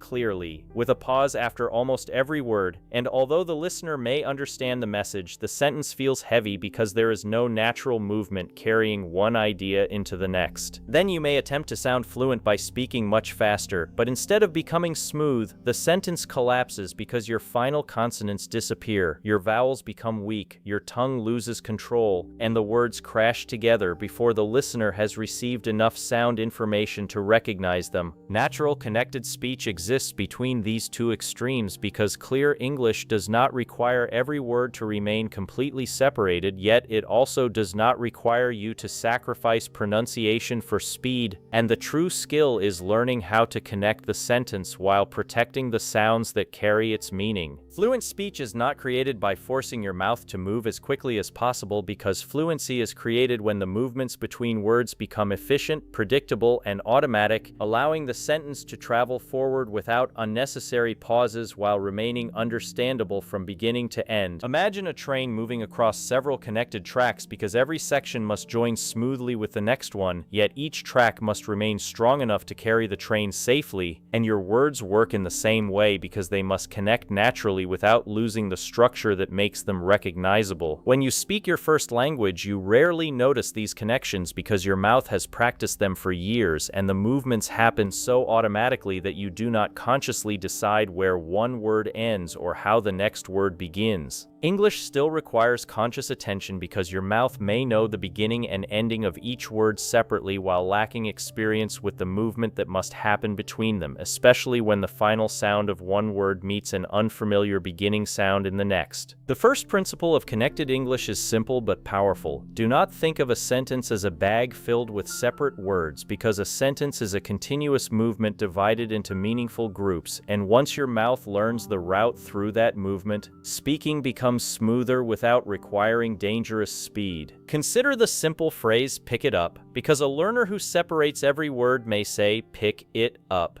creating several unnecessary stops, while a learner who rushes may remove the final K and T sounds until the phrase becomes difficult to recognize. A clear speaker allows the final consonant of pick to move naturally toward the vowel at the beginning of it, and the final T of it then connects with the vowel in up, creating one smooth phrase without deleting the consonants that identify the words. The result is not three isolated words and not one careless sound, but a controlled movement in which the sounds cooperate with one another. Practice this phrase in stages by first saying each word completely, then reducing the pauses without increasing your overall speed, allowing "pick it up" to become smooth while checking that the K and T remain present. Your goal is to shorten the empty space between the words rather than shortening the important sounds inside the words, because connected speech becomes clear when pauses disappear but meaning remains. Now practice "take it away," "turn it off," "put it on," "bring it over," "write it again," and "leave it here," because each phrase requires the mouth to carry a final consonant smoothly into a following vowel. This pattern appears constantly in spoken English, and once you begin hearing it, you will notice that fluent speakers often make the final consonant sound as though it belongs partly to the next word. In "take it," the K moves into it, creating a smooth transition that may sound almost like "take it," while in "find out," the D moves toward the opening vowel and creates a connection similar to "find out." This does not mean the words have changed or that pronunciation rules have disappeared, because the speaker is simply using the existing sounds more efficiently, allowing the mouth to continue moving instead of stopping and restarting after every word. Practice "find out," "hold on," "call again," "move over," "clean it," "read it," "send it," and "work on it," while feeling how the final consonant opens the door to the next word. Do not focus only on how the phrase sounds, because you must also notice how the movement feels, since automatic speech develops when the mouth remembers the physical path rather than depending entirely on visual spelling. When practicing "read it," feel the tongue complete the D sound and immediately move into the opening vowel of it, and when practicing "move over," allow the V sound to continue gently before entering the next vowel without creating an unnecessary pause. One of the reasons learners struggle with this pattern is that they mentally see the spaces between written words, and those visible spaces convince the mouth to create complete pauses, even though natural speaking does not treat every written space as a place to stop. Writing separates words so the eyes can understand them, while speaking connects words so the ears can follow them, and you must stop allowing the appearance of a sentence on the page to control every movement of your mouth. Read the sentence "I need an answer," and notice how the written spaces divide the words clearly, then listen to yourself speaking it and allow the final D of need to connect with an, while the N in an flows into answer. The sentence should not become four isolated blocks because it carries one simple idea, and your mouth should express that unity through movement. Marking connections can help during early practice, so you may draw small curved lines between words that should flow together, especially when a consonant ends one word and a vowel begins the next. Even when the marks are not visible during conversation, repeated reading trains your mouth to expect a connection rather than a stop. Another common connection occurs when one word ends with a vowel sound and the next word begins with another vowel, because moving directly from one open vowel position to another can feel awkward or create an unclear break. Natural English often uses a very small linking movement between the vowels, sometimes resembling a gentle Y or W sound depending on the mouth position, although speakers usually do not consciously create or spell this movement. In a phrase such as "see it,"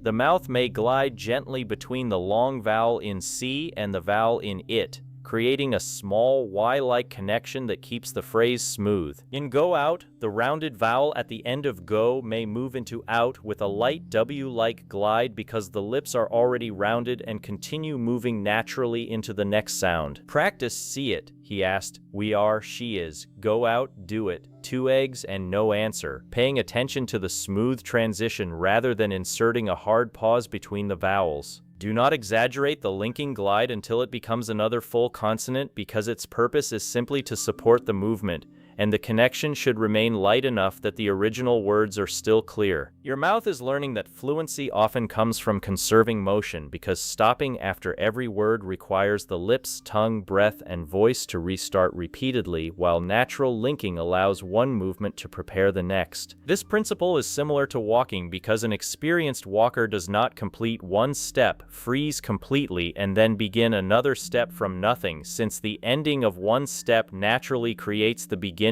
of the next. Connected speech should feel like continuous walking rather than repeated jumping, because each sound should carry a small amount of energy forward into the word that follows. Another important pattern appears when a word ends with the same consonant sound that begins the next word, because many learners either pronounce the sound twice with a large pause or remove it completely. Consider big game, black coffee, good day, nice song, stop playing, and take care, because the matching or similar consonants meet at the word boundary and require controlled timing. When saying big game, you do not need to produce 2 completely separate G sounds with a pause in the middle, but you must not remove the G movement entirely, because the listener still needs to understand both words. Hold the consonant position slightly longer and release it once into the next word, creating a smooth connection that protects both sides of the phrase. Say big game slowly, feeling the back of the tongue prepare for G at the end of big and continue into the G at the beginning of game, then gradually reduce the effort while keeping the phrase recognizable. Practice good day, black coffee, stop playing, take care, nice song, some money, and green notebook, because these phrases teach your mouth to manage repeated consonants without creating separation or confusion. You may initially feel that one word has disappeared, but recording yourself will reveal whether the meaning remains clear, and you can adjust the length of the shared consonant until the phrase sounds connected without becoming careless. Connected speech also requires control when different consonants meet, especially when the tongue must move quickly from one position to another. Words such as last night, worked late, helped me, asked for, next week, first class, and old friend contain consonant combinations that may feel difficult because the mouth must complete one ending while preparing the next beginning. Many learners solve this difficulty by deleting one of the sounds, but repeated deletion can remove grammatical information and make the phrase difficult to understand. The answer is not to force every consonant with equal power, because that may make your speech stiff, but to slow the transition until the mouth understands the sequence. Take the phrase worked late and separate the difficult area, practicing the end of worked and the beginning of late without the rest of the sentence. First say worked, ensuring the final T is present, then begin late, noticing how the tongue moves from the T position into L. Repeat the transition slowly as worked late, allowing the final T to remain short but complete. Now place the phrase inside a sentence such as I worked late yesterday, protecting the connection while allowing the rest of the sentence to remain relaxed. Use the same process with helped me, where the lips release the final T-like sound before closing again for M, or asked for, where several consonants require careful movement before the lips and teeth prepare for F. A difficult phrase should be treated like a small physical puzzle, because once you understand the order of movements, repetition turns the puzzle into a familiar familiar route. Do not repeatedly attack the complete sentence at full speed because your mouth will choose the easiest path, which often means deleting the sound that requires the greatest effort. Separate, slow down, rebuild, and then return to natural speed because this process teaches control instead of reinforcing avoidance. Another major part of natural speech is contraction because English speakers frequently join common word combinations into shorter spoken forms such as I'm, your, he's, we've, they'll, don't, can't, isn't, and wouldn't. Many learners understand contractions when reading but avoid using them while speaking, producing every word in its full form even during ordinary conversation. Saying I am going to call you is grammatically correct, but in a relaxed context, I'm going to call you usually sounds smoother because the contraction allows the sentence to move as one unit. Contractions are not lazy English because they are standard grammatical forms that create natural rhythm, and learning to use them can reduce unnecessary stiffness without sacrificing meaning. Practice I am and I'm, you are and your, she is and she's, we have and we've, they will and they'll, allowing your mouth to experience how two written words become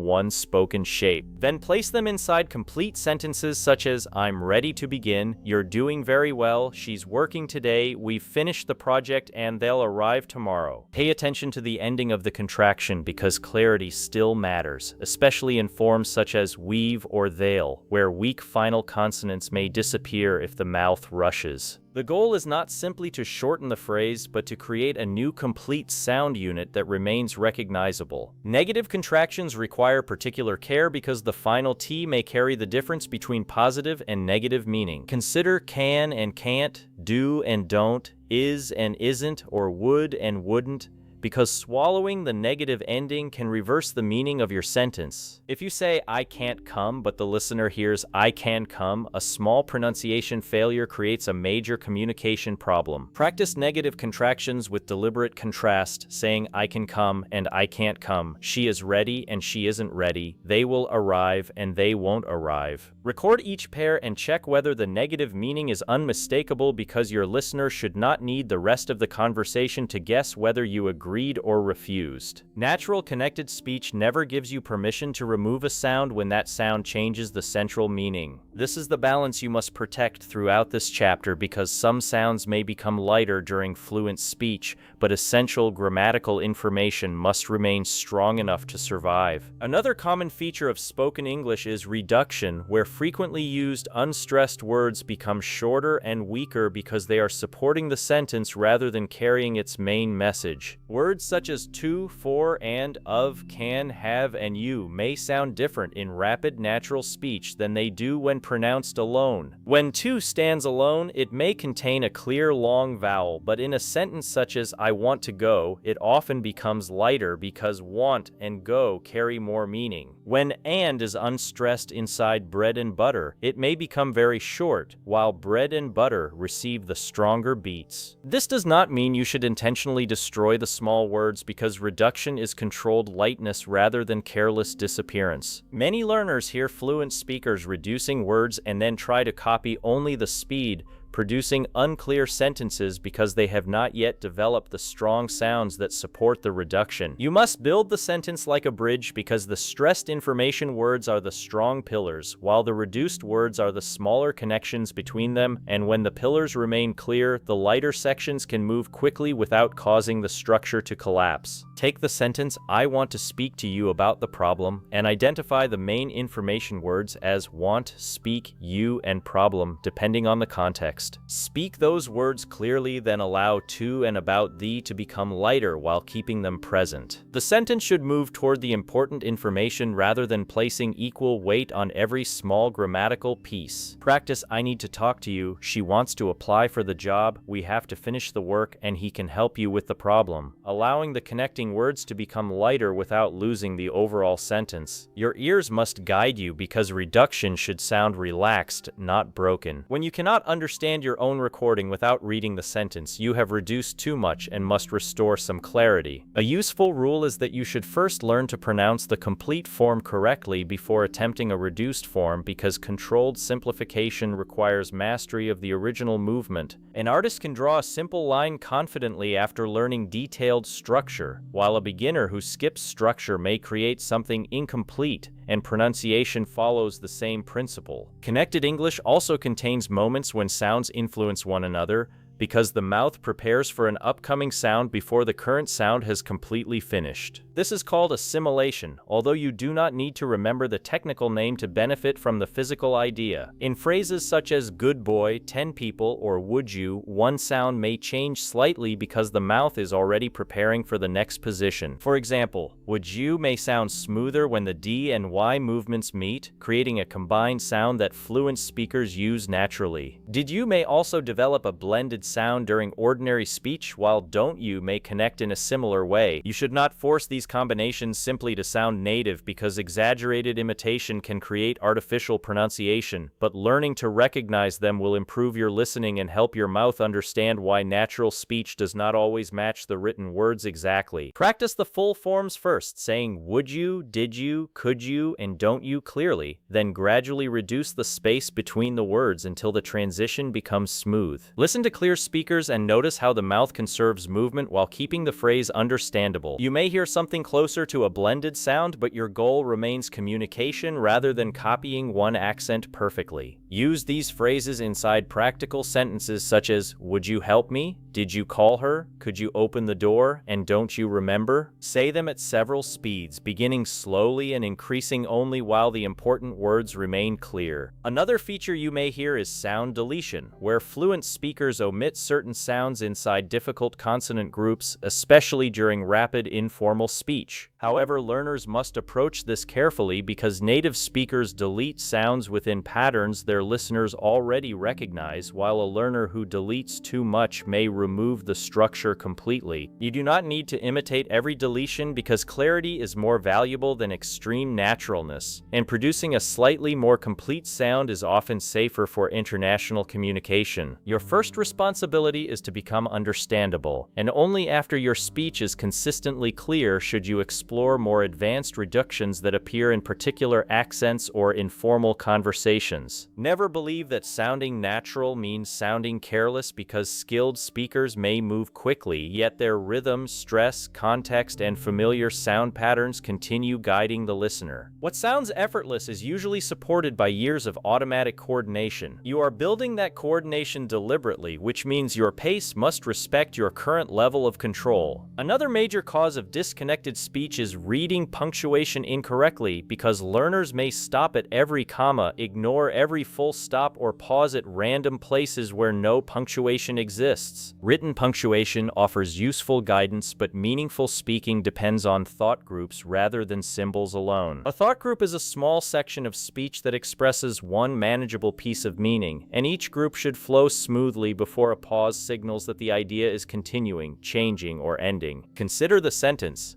after I finished work, I went to the market because I needed to buy some food for dinner. This sentence contains several connected ideas, and speaking it as one endless stream may cause you to lose breath and clarity, while stopping after every two words will destroy the meaning. A natural division could be after I finished work, followed by I went to the market, then because I needed to buy some food for dinner. Each group contains a complete piece of meaning, and the pause between groups allows the listener to process the sentence without interrupting the internal connection of each phrase. Practice reading long sentences and marking the natural thought boundaries, asking where one idea finishes and the next begins. Do not choose pauses only according to the number of words, because one thought group may contain 3 words while another contains 8, depending on the meaning and complexity. Say when I moved to a new city as one flowing unit because the words belong together, then pause briefly before continuing.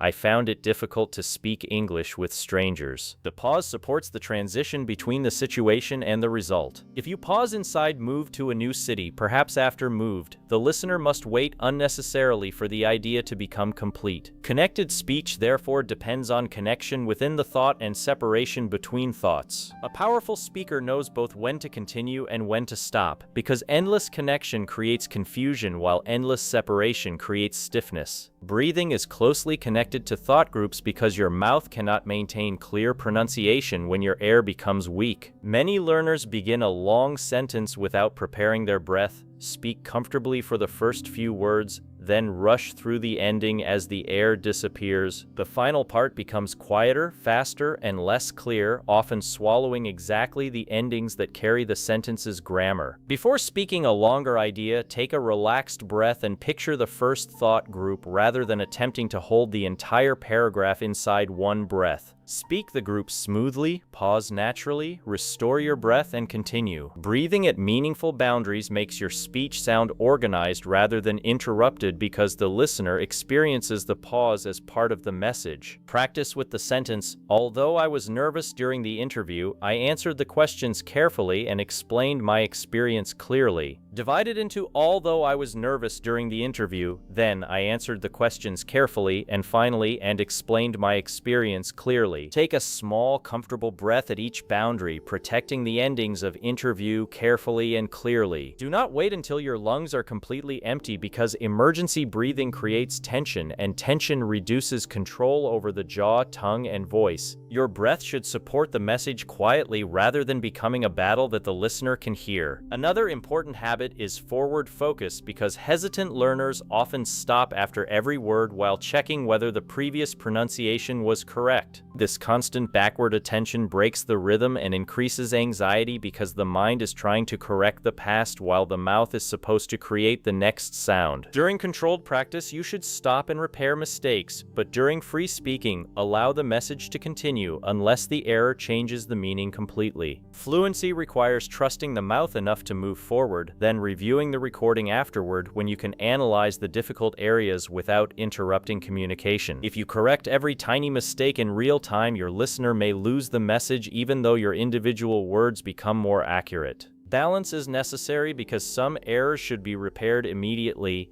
especially when you say the wrong word or reverse the meaning, while minor accent differences can be noted later. The goal is not careless continuation but confident communication supported by later reflection. Record yourself speaking for 1 minute without stopping, then listen for places where unnecessary pauses appeared. Ask whether you paused because the meaning changed, because you needed breath, because you were searching for a word, or because your mouth did not know how to connect the sounds. Different causes require different solutions. When the pause appeared because of vocabulary, you may need to practice common phrases that help you continue while thinking. When it appeared because of pronunciation, isolate the transition between the two words and train it slowly. When it appeared because of breathing, reorganize the thought groups. When it appeared because of fear, repeat the sentence several times until the mouth trusts the path. This specific diagnosis is more helpful than simply telling yourself to speak faster. Speed is often the most misunderstood part of fluent English because learners compare themselves with fast speakers and conclude that rapid speech is the final goal. However, fast speech is a result of automatic movement rather than a technique that creates automatic movement. When you force speed before your mouth has mastered the route, you strengthen deletion, tension, and confusion. Imagine driving quickly on a road you have never seen because every turn becomes dangerous, while a familiar road can be traveled smoothly without constant conscious decisions. Your English sentence must first become a familiar road. Practice it slowly enough to control the turns, then repeat it until the movement becomes predictable,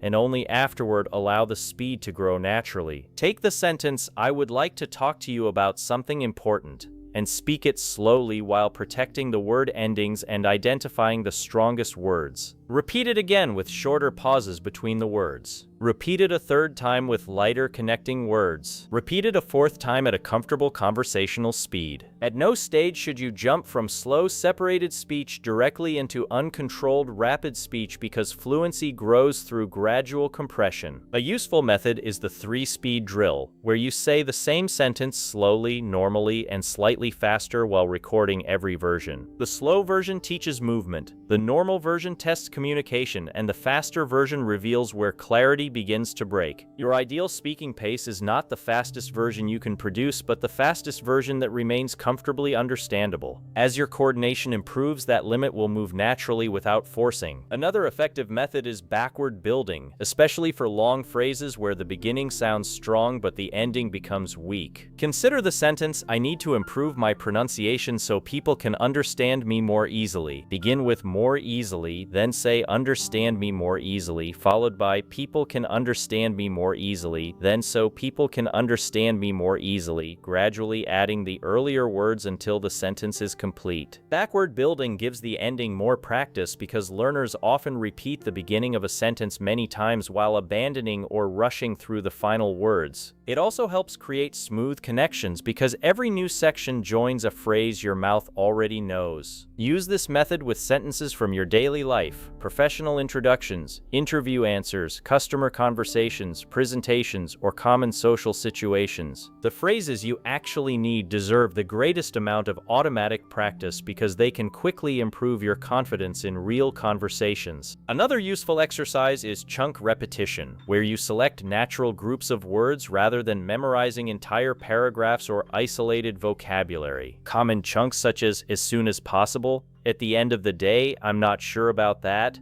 Could you say that again? Let me think for a moment. And the most important thing is, appear frequently in conversation and contain useful linking patterns. When you practice them as complete sound units, your mouth does not need to rebuild every word separately during a conversation. This reduces hesitation because the phrase can leave your mouth as one familiar movement while your mind prepares the next idea. Say as soon as possible slowly, noticing the S and Z connections. Then repeat it until the phrase develops one natural rhythm. Practice at the end of the day, allowing the final consonants to connect with the following vowels while keeping end and day clear. Practice could you say that again, allowing could you to connect smoothly and stressing say or again according to the situation. Collect useful phrases from your own conversations instead of relying only on textbook examples because personal relevance makes repetition more memorable. When you notice yourself becoming stuck during a common situation, write down the complete sentence you wanted to say, correct it, then practice the connected version until your mouth can produce it without rebuilding every word. This is how fluency becomes practical because you are training the exact paths your daily speaking requires. Shadowing is one of the strongest tools for connected speech because it allows your mouth to copy the rhythm, connections, reductions, and pauses of a clear speaker. However, shadowing only works when it is performed with patience because trying to copy a fast recording immediately may cause you to chase the words without hearing the sound structure. Choose a short recording of 5 to 10 seconds containing clear everyday English. Listen once for meaning, then listen again while identifying the stressed words. Listen a third time for the connections between words, noticing where the speaker carries a consonant into a following vowel, reduces a small grammatical word, or groups several words into one movement. Pause the recording and repeat the sentence slowly. Record yourself, compare the rhythm, and identify one transition that feels difficult. Practice only that transition before returning to the full sentence. For example, when the recording says, "I need to ask you something," you may discover that need to ask, or ask you interrupts your rhythm. Isolate the problem phrase, repeat it several times, then rebuild the sentence. After your mouth can reproduce the movement clearly, shadow the recording with a slight delay, speaking immediately after the original voice. Only attempt simultaneous shadowing when you can already hear and produce the pattern because simultaneous imitation without preparation often creates noise rather than learning. The purpose is not to prove how quickly you can copy someone, but to teach your mouth a more efficient sequence. Use recordings from speakers whose English is clear and comfortable for you, regardless of whether they use an American, British, Australian, Canadian, African, Asian, Middle Eastern, or another international accent. Clarity exists in many voices, and your goal is not to replace your identity with one speaker's accent. You are borrowing patterns of coordination, not becoming another person. Another valuable practice is silent mouth shadowing, where you listen to a sentence and copy the mouth movements without producing full voice. This allows you to focus on the lips, jaw, and tongue without becoming distracted by volume. Watch a speaker's face when possible and notice how much movement appears during stressed vowels, rounded sounds, and difficult consonants. Then repeat the sentence aloud, carrying the same physical energy into your own voice. Many learners speak with a small, tense mouth because they are attempting to hide the act of speaking, but clear, connected speech requires enough movement to travel efficiently from one sound to another. A stiff jaw makes transitions difficult because the mouth must create every vowel inside a limited space. Relax the face before practice, move the jaw gently, stretch the lips into a smile, round them forward, and allow the tongue to explore the necessary unnecessary positions. Warm-up is especially useful before important conversations, presentations, interviews, recordings, or public speaking because your mouth performs better when the movements have already been activated. Spend 2 minutes repeating simple sequences such as paba paba, tada tada, kaga kaga, vawa vawa, and rala rala, allowing the tongue and lips to move clearly. Then practice connected phrases such as pick it up, turn it over, read it aloud, work on it, and I need an answer. This preparation reminds your mouth that English requires active movement rather than silent knowledge. Another hidden challenge appears when learners connect words but lose the main stress of the sentence, causing the entire phrase to become equally weak. Connection must remain organized by rhythm because fluent speech is not a flat line of reduced words. The stressed information words should still stand above the smaller connecting words, giving the listener clear landmarks. Take the sentence, I need to finish this report before Friday, and identify need, finish, report, and Friday as possible strong points. Connect the sentence smoothly, but allow those words to remain clear. The smaller words to, this, and before may become lighter depending on the intended focus, yet the sentence should continue moving toward Friday. If every word becomes weak, the listener loses the map. If every word becomes strong, the sentence loses flow. Natural connected speech is created by the relationship between strength and lightness, not by choosing only one of them. Practice the sentence first with exaggerated stress, then reduce the exaggeration while protecting the same pattern. You may tap your hand on the strongest words while allowing the mouth to move continuously between the beats. This teaches you to connect without flattening the message. Connected speech also depends on intonation because the voice must continue moving through a thought group rather than falling after every word. When your voice falls too early, the listener may believe the sentence has finished even though you still have more information to add. Consider the sentence, I went to the store because I needed some milk, because allowing the voice to fall completely after store may make the first part sound finished before the reason appears. A gentle continuing tone can signal that more information is coming, while the final fall at the end of milk shows completion. You do not need complicated musical control because small pitch movement is enough to guide the listener. Read longer sentences and notice whether your voice repeatedly falls after every phrase, creating the impression that you are delivering many separate statements. Practice carrying a little vocal energy forward until the complete thought reaches its natural ending. At the same time, do not keep the voice rising forever because the listener also needs to know when the message is complete. Connection and completion must work together, just as your words connect internally while your thought groups remain separate. Storytelling offers excellent connected speech practice because a story requires sentences to lead naturally into one another. Choose a simple event from your life and tell it in 3 stages, beginning with what happened, continuing with the important moment, and ending with the result. Record yourself and notice whether every sentence begins from nothing or whether the voice carries interest forward. Use connecting expressions such as at first, a few minutes later, because of that, afterward, suddenly, and in the end.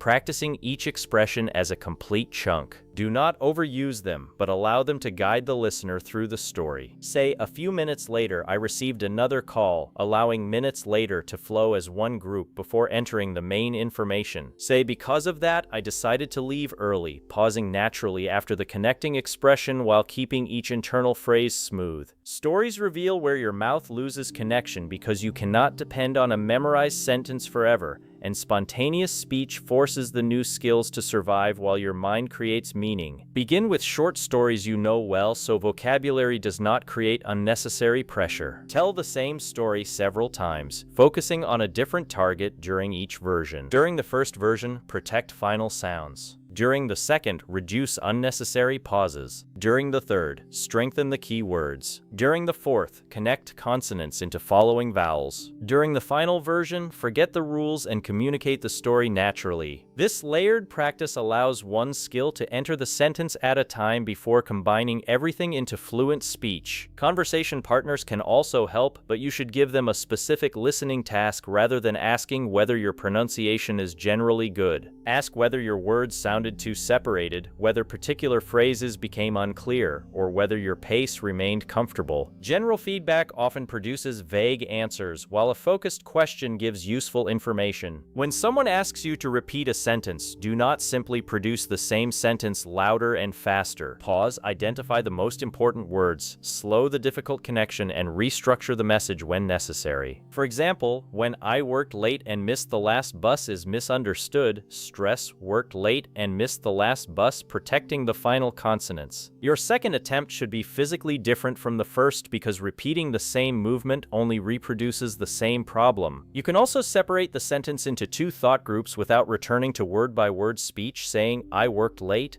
followed by, and I missed the last bus. Clarity is more important than preserving the original speed. The listener does not judge you for adjusting your sentence because skilled communication includes adapting when the message does not arrive successfully. Connected speech should serve communication, not become a performance you are afraid to interrupt. Another important skill is learning how to hold the floor while thinking, because hesitation often creates broken speech when the learner becomes silent after every phrase. Natural speakers use gentle expressions such as "let me think," "what I mean is," "the main point is," or "how can I explain this?", allowing them to continue communicating while organizing the next idea. Practice these expressions as complete connected chunks so they become available under pressure. When you need time, saying "let me think for a moment" with a calm rhythm sounds more confident than stopping in the middle of a word or filling the silence with repeated nervous sounds. However, do not use these phrases constantly because they should support communication rather than replace meaningful content. Your goal is to create a small bridge while your mind prepares the next thought. Connected speech becomes much easier when you possess familiar sentence frames because the mouth can produce the structure automatically while the mind inserts new information. Practice frames such as "one of the main reasons is," "the first thing I noticed was," "what I'm trying to say is," "the difference between them is," and "the most important lesson I learned was." Repeat each frame until it becomes one smooth unit, then complete it with different ideas. For example, say "one of the main reasons is lack of practice," followed by "one of the main reasons is fear of making mistakes," and then "one of the main reasons is unclear pronunciation." The beginning remains automatic while the ending changes, reducing the amount of movement your mouth must design from the beginning during every new sentence. This is not memorized artificial English because native and fluent speakers also depend on familiar language patterns. Fluency grows from combining known chunks in new ways rather than creating every sentence one word at a time. You should build a personal collection of phrases that match your life, work, studies, interests, and common conversations. A teacher may practice "today we are going to discuss,"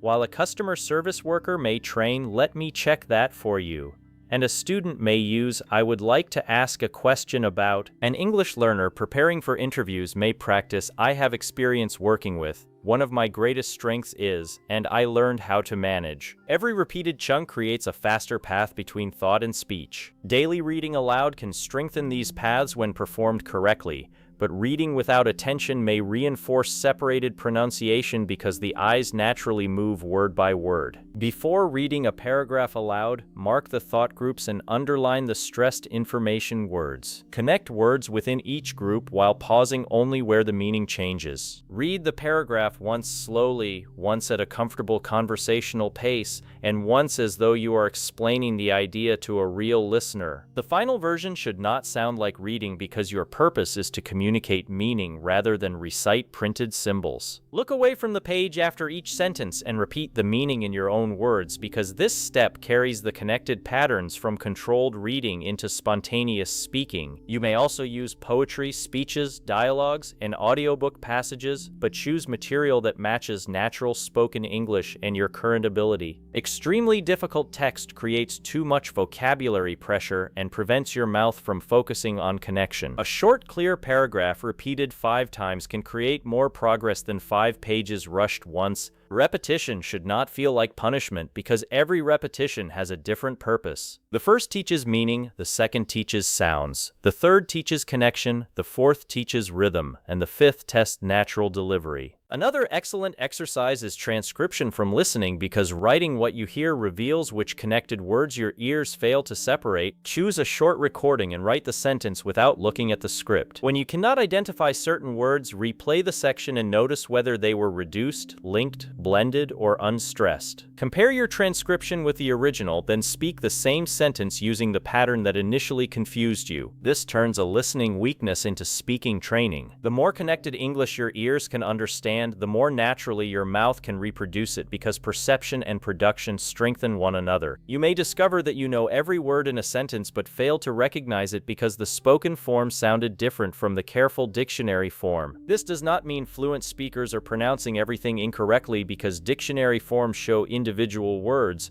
while conversations show those words interacting. Your task is to learn both forms because isolated pronunciation supports accuracy while connected pronunciation supports real communication. A word should remain recognizable when standing alone and when moving inside a sentence. Do not choose one form and reject the other. You should be able to pronounce want to clearly when emphasizing the words, then allow them to become lighter during relaxed speech without creating a form that your listener cannot understand. Different situations require different levels of carefulness. During a formal presentation, an international meeting, a classroom explanation, or communication with someone unfamiliar with your accent, slightly clearer separation may be helpful. During a relaxed conversation with familiar listeners, more reduction and connection may feel natural. A skilled speaker adjusts rather than speaking every sentence in exactly the same way. This flexibility is more valuable than blindly copying the fastest speech you hear online. The goal is not to make every sentence sound casual because clear formal speech and smooth informal speech are both useful. Your mouth reset should give you choices instead of trapping you in one fixed style. You must also protect proper names, numbers, addresses, dates, and other precise information because these details cannot always be guessed from context. When saying a phone number, email address, meeting time, street name, or person's name, reduce your speed and separate the information enough that every part remains clear. Connected speech is not appropriate when excessive linking may cause a mistake with important details. Saying the meeting begins at 15 when you meant 50 can create a serious problem, so vowel and final consonant clarity deserve more attention than smoothness in that moment. Speaking skill includes knowing when not to connect too heavily. The strongest communicator prioritizes the listener's needs rather than following one pronunciation rule without considering the situation. Another challenge is speaking with emotion because nervousness, excitement, anger, or fear can increase speed and destroy connection control.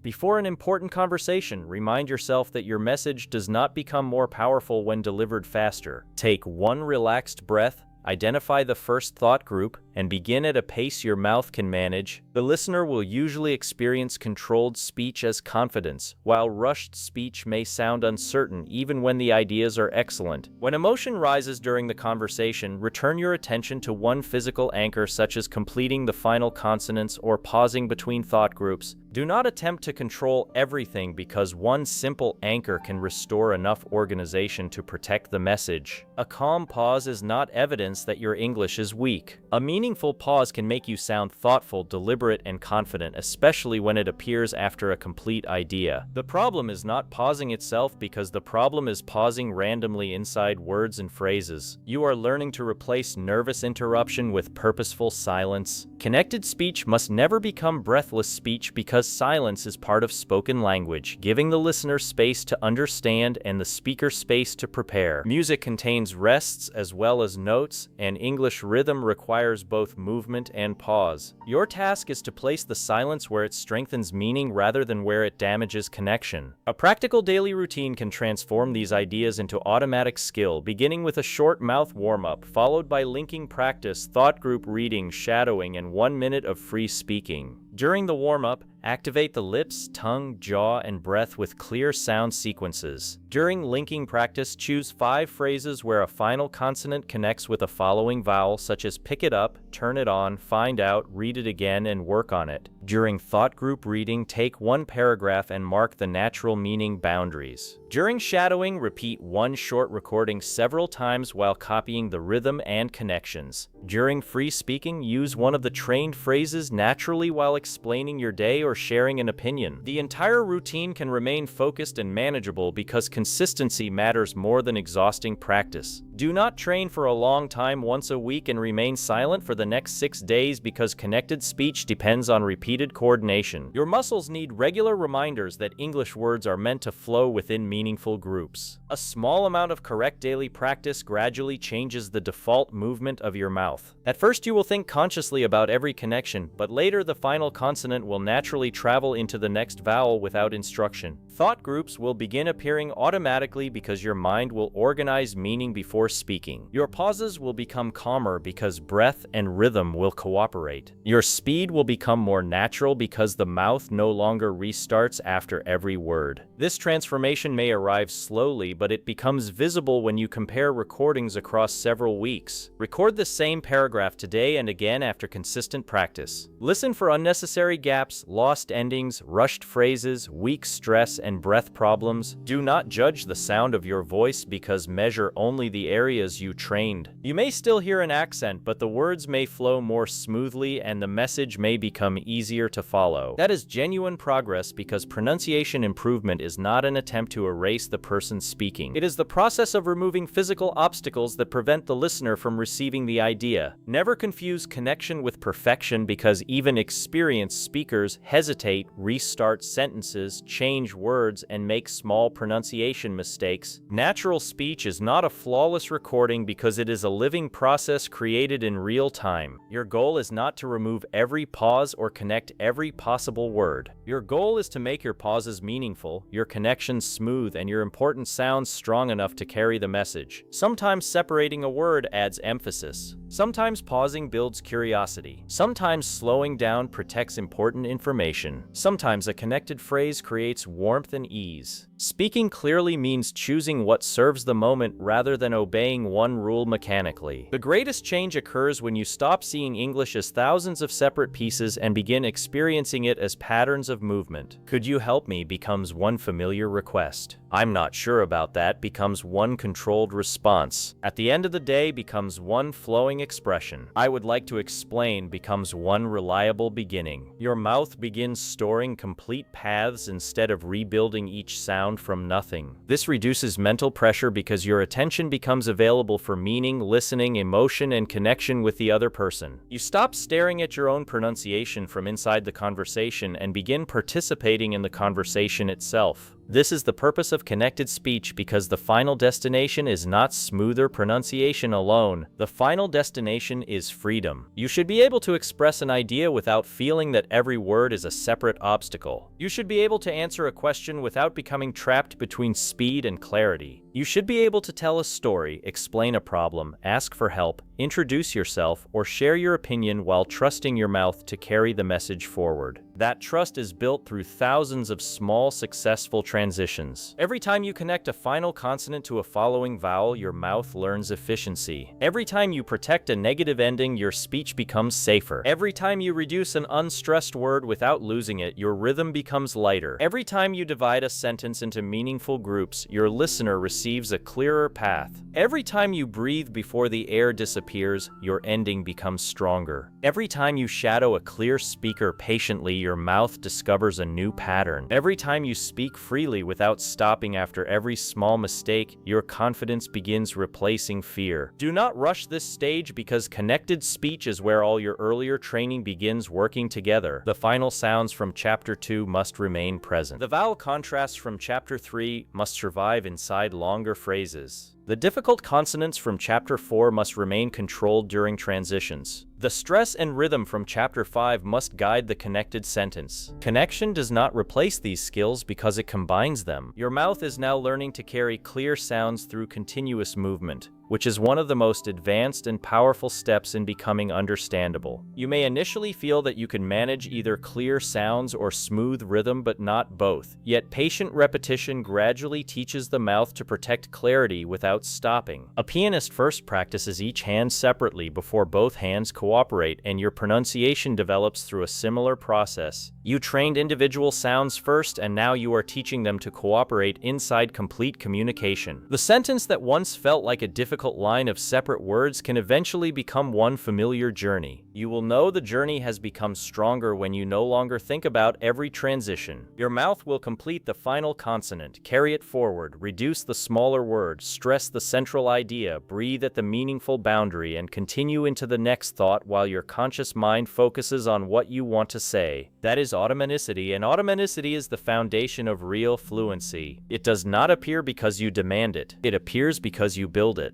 Build it with slow, accurate repetitions, short, useful chunks, meaningful thought groups, careful shadowing, honest recordings, and daily speaking. Protect clarity while reducing unnecessary effort. Allow words to support one another rather than standing alone or crashing together. Use connection to make the sentence easier for your mouth and easier for the listener. Your English should not sound like stones falling separately onto the ground, and it should not sound like water moving so quickly that every shape disappears. It should move like a clear river with direction, rhythm, boundaries, and enough space for every important idea to remain visible. The listener should not need to chase your words because your voice should guide them. Your sounds should connect, your thoughts should breathe, and your message should move forward with purpose. You have already trained your mouth to notice what it was missing. Now you are training it to carry those corrected sounds through real speech without losing them along the way. Connect the words but protect the meaning. Reduce the pauses but never remove the clarity. Allow the sentence to flow but remain in control of where it is going. When your mouth learns this balance, English no longer feels like a collection of separate words you must push into the world because it becomes one continuous bridge carrying your thoughts directly toward the person who is ready to hear them. Chapter 7.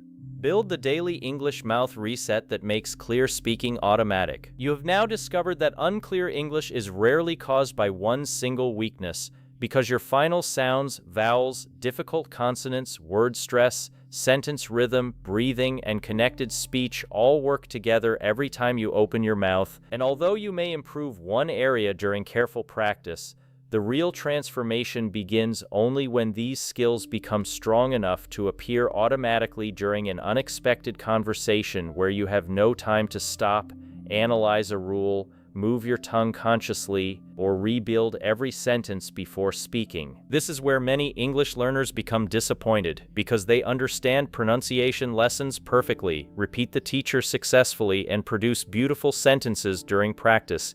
Yet when a stranger asks them a simple question, their mouth immediately returns to the old sounds, the missing endings, the weak vowels, the flat rhythm, and the nervous speed that they believed they had already corrected. They begin wondering why all their practice disappeared, but the practice did not disappear because it simply remained at the conscious level, where the learner could control it only while focusing completely on pronunciation, and it had not yet entered the deeper automatic system that controls speaking while the mind is busy thinking about meaning, grammar, vocabulary, emotion, and the reaction of the listener. Understanding a pronunciation rule can happen in a few minutes, but rebuilding a physical speaking habit requires repeated contact over many days because your mouth has already performed its old movements thousands of times, and those movements have become the fastest path between thought and speech. When pressure appears, the brain naturally chooses the strongest and most familiar pathway, which is why the old pronunciation returns during real conversation even after the new sound seemed correct during a quiet practice session. This does not mean your progress was false because it means the new movement is still young and needs more correct repetition before it can compete with the habit you have used for many years. The final stage of the English mouth reset is not about discovering another pronunciation secret, because you already possess the essential knowledge required to become understandable. And the final stage is about organizing that knowledge into a daily system that slowly transfers clear English from conscious effort into automatic movement. Your mouth does not need more information every day because it needs stronger instructions, and instructions become strong when they are repeated correctly, tested under increasing pressure, carried into meaningful sentences, and used consistently inside your real life. A learner who watches a new pronunciation lesson every day but rarely repeats anything may collect enormous knowledge while remaining physically unchanged, while another learner who trains one sound carefully for several days may create a visible improvement that listeners can hear. The difference is not intelligence, talent, or age, because the difference is whether the mouth was given enough focused repetition to replace the old instruction. You must therefore stop measuring the value of practice by how much new information you consume and begin measuring it by how many correct movements your mouth completes with attention. 10 carefully repeated sentences can rebuild more speaking control than 100 pronunciation videos watched silently, because the mouth changes only when it moves. This chapter will help you create a daily English mouth reset system that combines every skill you have learned without overwhelming your mind, because trying to repair every pronunciation detail during every sentence can produce so much tension that your speaking becomes worse instead of better. The secret is not to focus on everything simultaneously, but to divide the work into small stages, give one area complete attention, and gradually bring the corrected movement into more natural speech. Your daily practice should begin with preparation, because a mouth that has been silent, tense, tired, or inactive may struggle to produce clear English immediately, especially when you begin speaking early in the morning after several hours of silence or during a stressful situation. Just as a singer prepares the voice and an athlete warms the body before demanding performance,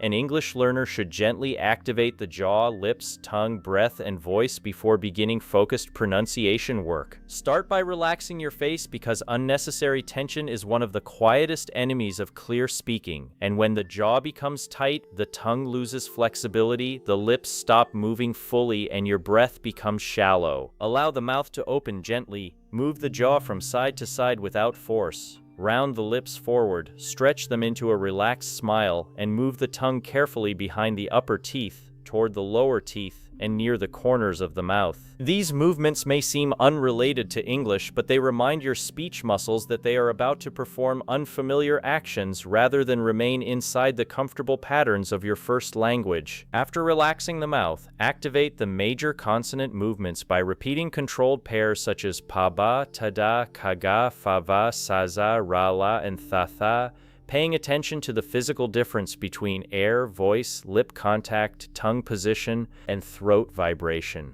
Do not rush the sequence, because the purpose is not speed, and the warm-up should make your movements larger, clearer, and easier to feel. Repeat pa-ba pa-ba while allowing the lips to close fully, then ta-da ta-da while feeling the tongue touch behind the upper teeth, followed by ka-ga ka-ga while noticing the back of the tongue rising. Practice fa-va fa-va while checking that the upper teeth touch the lower lip, then sa-za sa-za while feeling the difference between air and vibration, and finally ra-la ra-la while making sure the tongue does not use one identical position for both sounds. If DH is difficult, place the tongue gently between the teeth and produce both the unvoiced and voiced forms slowly, allowing your mouth to remember that the tongue must become visible enough to create the sound. This short preparation awakens the movements you will need during the rest of the session and reduces the chance that your mouth will begin from its smallest and safest position. After the consonant warm-up, awaken the vowels, because many learners enter English practice with a nearly closed jaw, weak lip movement, and one comfortable vowel shape that quietly replaces several different sounds. Move through clear contrasts such as ship and sheep, full and fool, sit and seat, bad and bed, and hat and heart, exaggerating the difference enough that your mouth can feel two separate physical positions. The purpose is not to sound natural during the warm-up, because the purpose is to remind your muscles that English vowels require contrast, space, and movement. Say ship with a short, relaxed vowel, then sheep with a longer and more controlled position, watching your mouth in a mirror when possible. Repeat full and fool while feeling the difference in lip rounding and vowel length, then bad and bed while allowing the jaw and tongue to change rather than forcing both words through the same narrow opening. A few minutes of active contrast can change the quality of the entire session, because your mouth becomes prepared to produce differences instead of returning automatically to one familiar shape. Breathing should also become part of the warm-up, because clear speech depends on a steady stream of air,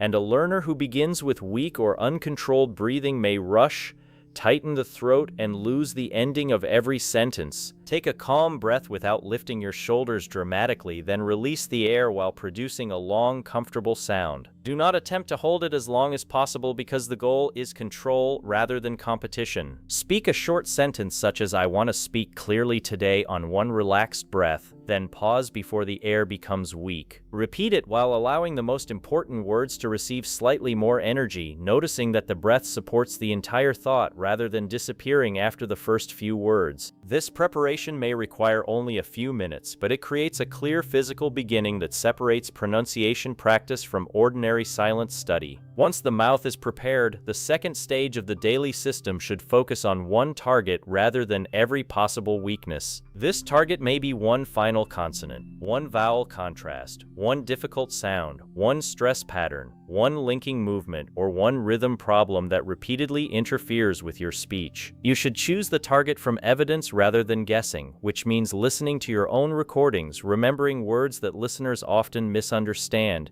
noticing sounds that make you nervous, or asking a trusted listener for one specific observation. Perhaps your final D disappears in words such as called, lived, and planned, or perhaps your V sounds like W, your short and long vowels become identical, or your sentences lose their rhythm because every word receives equal force. Whatever the weakness may be, make it the center of the session and temporarily ignore unrelated details. This does not mean other mistakes are unimportant, because it means the brain learns more effectively when it receives one clear instruction instead of many competing demands. If your target is the final T sound, begin with the sound alone, then add it to simple words such as sit, wait, light, and right, followed by more difficult forms such as worked, helped, asked, and watched. After that, use the words inside short phrases such as worked late, helped me, asked twice, and watched closely, then place them inside complete sentences that carry real meaning. You might say, "I worked late yesterday, she helped me with the report, he asked twice because he could not hear, and we watched the program together." Repeat the sentence carefully until the final sound survives without becoming excessively strong,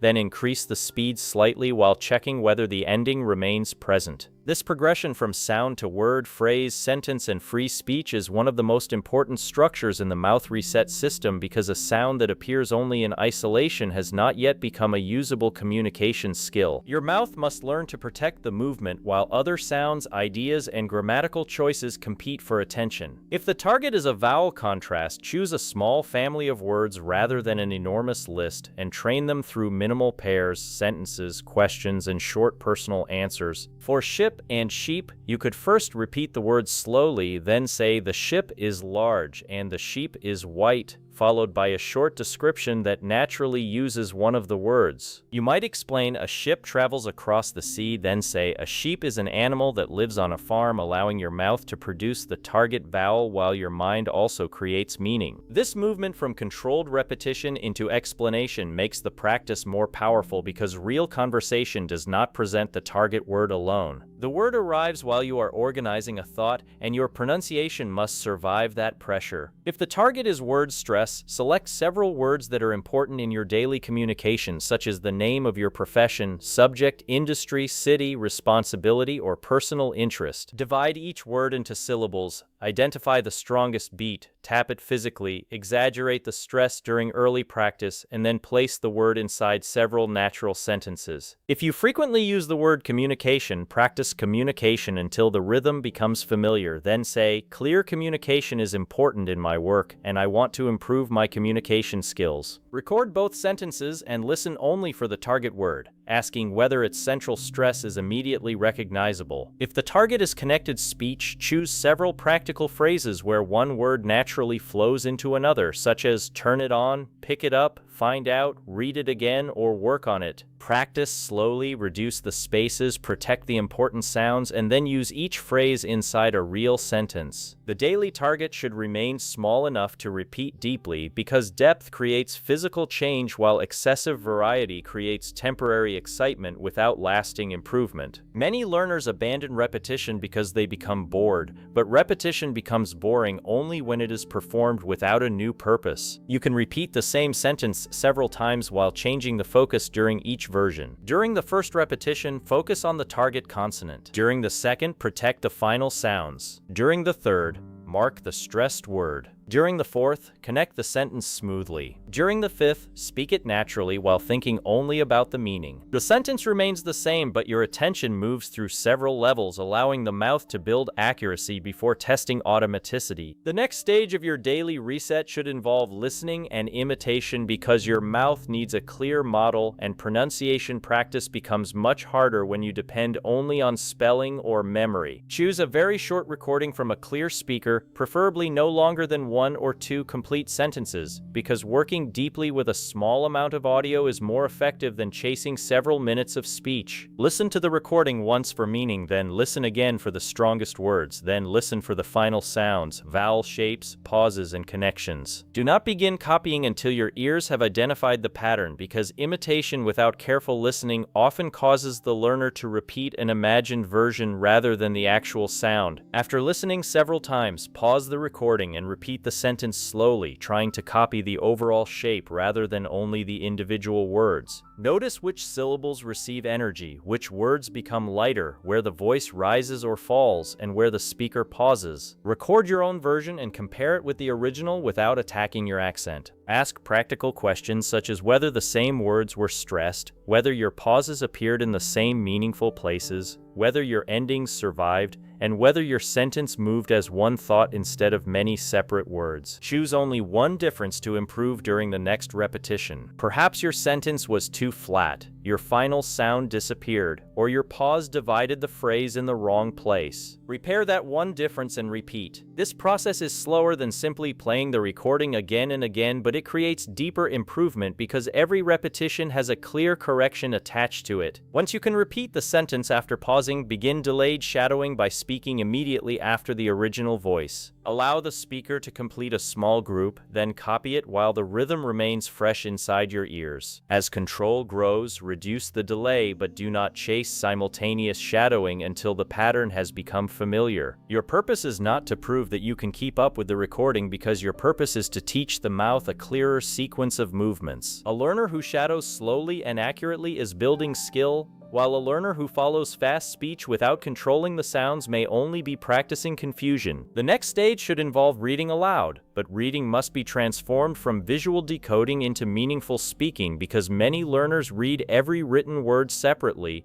pause according to the page rather than the meaning, and create a style that never appears in real conversation. Choose one short paragraph that matches your speaking level and contains vocabulary you understand. Before reading aloud, underline the words carrying the main information and draw small marks where the thought groups naturally change. Identify difficult endings, vowel contrasts, or sound connections that relate to your daily target. Read the paragraph slowly once, focusing on complete sounds. Read it again with stronger word stress and clearer thought groups. Read it a third time while connecting the words naturally. During the fourth reading, look away from the page after each sentence and speak the same idea in your own words. This final step is essential because it prevents pronunciation from becoming trapped inside reading, and it teaches the mouth to carry the trained patterns into spontaneous speech. You may notice that the paragraph sounds excellent while reading but becomes unclear when you explain it without the text. That difference reveals that the pronunciation is still connected to visual support and requires more free speaking practice. Do not become discouraged because the gap between reading and spontaneous speech is normal. Reading gives you a controlled environment where the words are already chosen, while free speaking asks your mind to create language and control pronunciation simultaneously. The solution is a gradual bridge rather than demanding immediate perfection. Read one sentence, close the text, repeat it from memory, then explain it using different words. This three-stage process moves from visual control to memory and finally to original communication. The next stage should be personal speaking because the English mouth reset must eventually enter the topics, situations, and relationships that belong to your life. Choose one simple prompt each day, such as describing your morning, explaining your work, sharing an opinion, telling a memory, discussing a goal, or summarizing something you learned. Speak for 1 minute without stopping, but carry only one pronunciation target into the recording. If your target is final sounds, do not attempt to control every vowel and stress pattern consciously. Focus mainly on completing word endings while allowing the message to continue. If the target is stress, highlight the important words and ignore minor consonant imperfections unless they change the meaning. This limited focus reduces tension and allows one corrected habit to survive inside real speech. After recording, listen without judging the sound of your voice because most people initially feel uncomfortable when hearing themselves, and that emotional reaction can distract you from useful analysis. Ask one specific question connected to the target, such as whether your past tense endings were audible, whether the V sound remained different from W, whether the stressed words carried the message, or whether your thought groups were clear. Choose one sentence from the recording that became unclear. Write it down, identify the physical problem, repair it slowly, and record the corrected version. Then speak the complete 1-minute response again while trying to carry the correction into the natural flow. This cycle of speaking, listening, repairing, and repeating is one of the most powerful parts of the reset because it transforms your own mistakes into personalized training material. You no longer depend entirely on generic pronunciation lists because your real speech reveals exactly which movements collapse under pressure. Every unclear sentence becomes a map showing where practice is needed. Some learners avoid recording because they fear discovering how they truly sound, but avoiding the recording protects the problem rather than protecting confidence.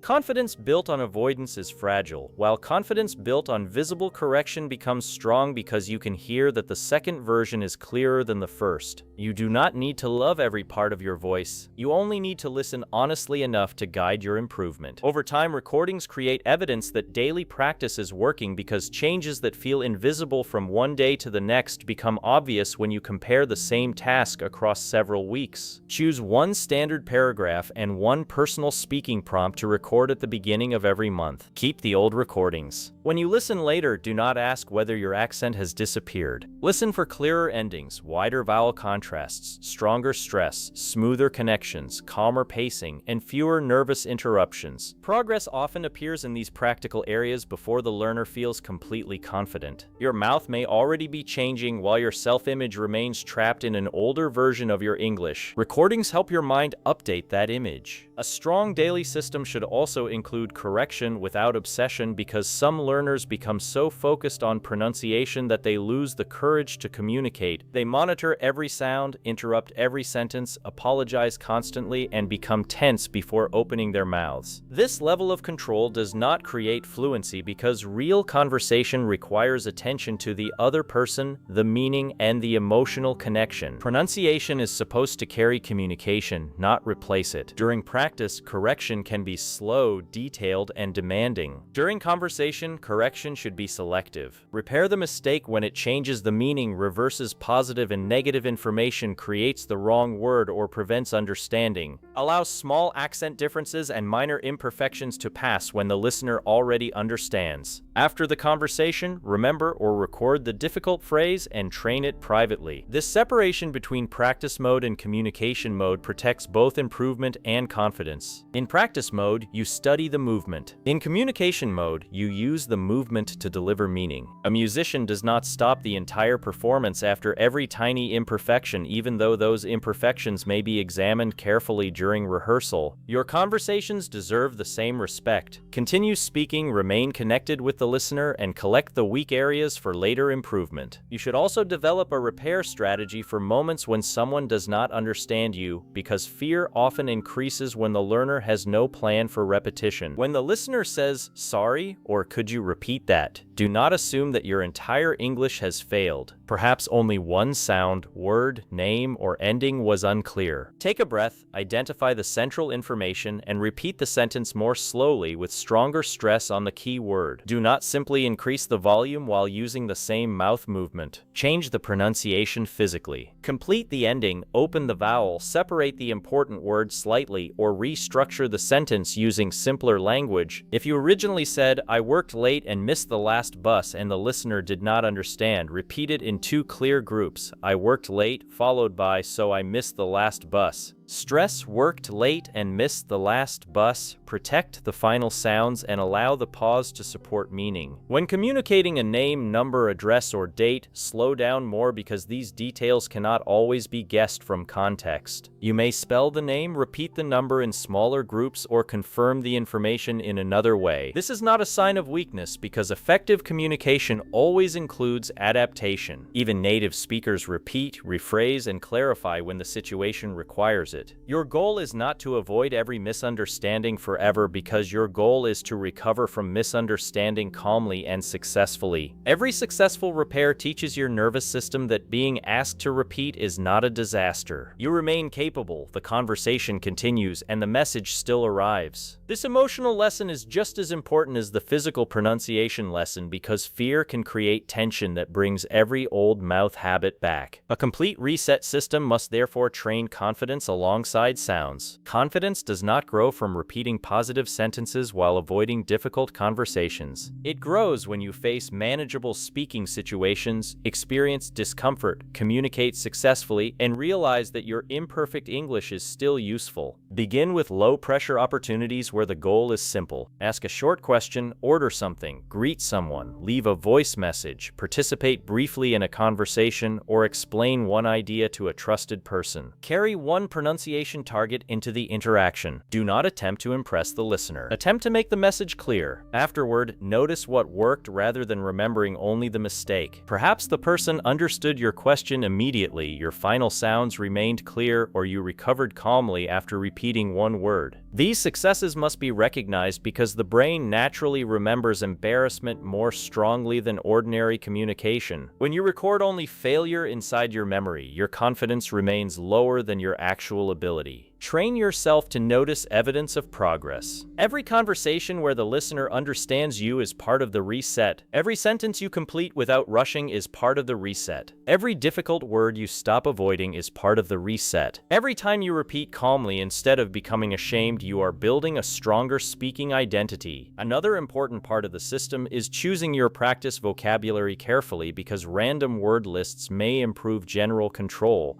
but the greatest practical results come from training the words you genuinely need. Create a personal pronunciation bank containing your name, city, profession, workplace, field of study, interests, responsibilities, common questions, frequently used verbs, important names, and phrases that appear repeatedly in your conversations. If you work in business, your bank may include words such as customer, management, development, communication, schedule, project, agreement, and responsibility. If you are a student, it may include assignment, presentation, research, university, examination, professor, and the name of your subject. If you frequently introduce yourself online, practice your name, country, channel, work, interests, and the sentences you use when meeting new people. Mark the stress, difficult sounds, final consonants, and natural connections inside each expression. Record a clear version and repeat it regularly until your mouth can produce it under pressure. Your name and personal information deserve special attention because they often appear at the beginning of conversations when nervousness is highest and first impressions are forming. A clear, practiced introduction can create immediate confidence because your mouth begins the conversation on familiar ground. Prepare several versions rather than one memorized speech. Create a short introduction for casual meetings, a professional version for interviews or work, and a longer version for presentations or online conversations. Practice each version until the rhythm feels natural, but remain flexible enough to change the words according to the situation. Memorization should create support, not imprisonment. Your mouth can depend on familiar chunks while your mind adapts the message. Useful speaking chunks should become part of the bank because fluent communication often depends on groups of words rather than individual vocabulary. Expressions such as, in my opinion, the main reason is, what I mean is, let me explain, I'm not completely sure, could you repeat that, I would like to ask, and the most important thing is can be practiced as complete sound units. When these beginnings become automatic, your mouth gains time while your mind prepares the original part of the sentence. You are not memorizing fake conversation because all speakers rely on familiar patterns that allow language to move efficiently. Fluency is not the creation of every sentence from zero. It is the ability to combine reliable patterns with new ideas. Practice each chunk with natural stress and connection, then use it to introduce different meanings. Say the main reason is lack of practice, followed by the main reason is fear of mistakes, and then the main reason is that my mouth is not trained. The opening becomes stable while the ending changes. This builds both automatic movement and flexible thinking. A weekly rotation can keep the daily practice balanced without forcing you to work on every skill simultaneously. One day may focus mainly on final sounds, another on vowel contrasts, another on difficult consonants, another on word stress, another on sentence rhythm and thought groups, another on connected speech, and another on review through free speaking. However, the schedule should remain flexible because your personal weaknesses may require more time in one area. If V and W create daily misunderstandings, you may dedicate several sessions to that contrast rather than moving away simply because the calendar says another topic should begin. The purpose of a schedule is consistency, not restriction. Each week should include repetition of old targets because a new sound can weaken when it is abandoned completely. Review previously trained movements through a few words and sentences before beginning the new target. This spaced repetition reminds the mouth that the correction remains important. Think of pronunciation habits as paths through grass because a path becomes visible when people walk across it repeatedly, but it begins disappearing when nobody uses it. Your new English movements need regular travel until they become wider and easier than the old route. A monthly review can reveal which paths are becoming automatic and which still collapse under pressure. Choose several standard tasks, such as reading one familiar paragraph, introducing yourself,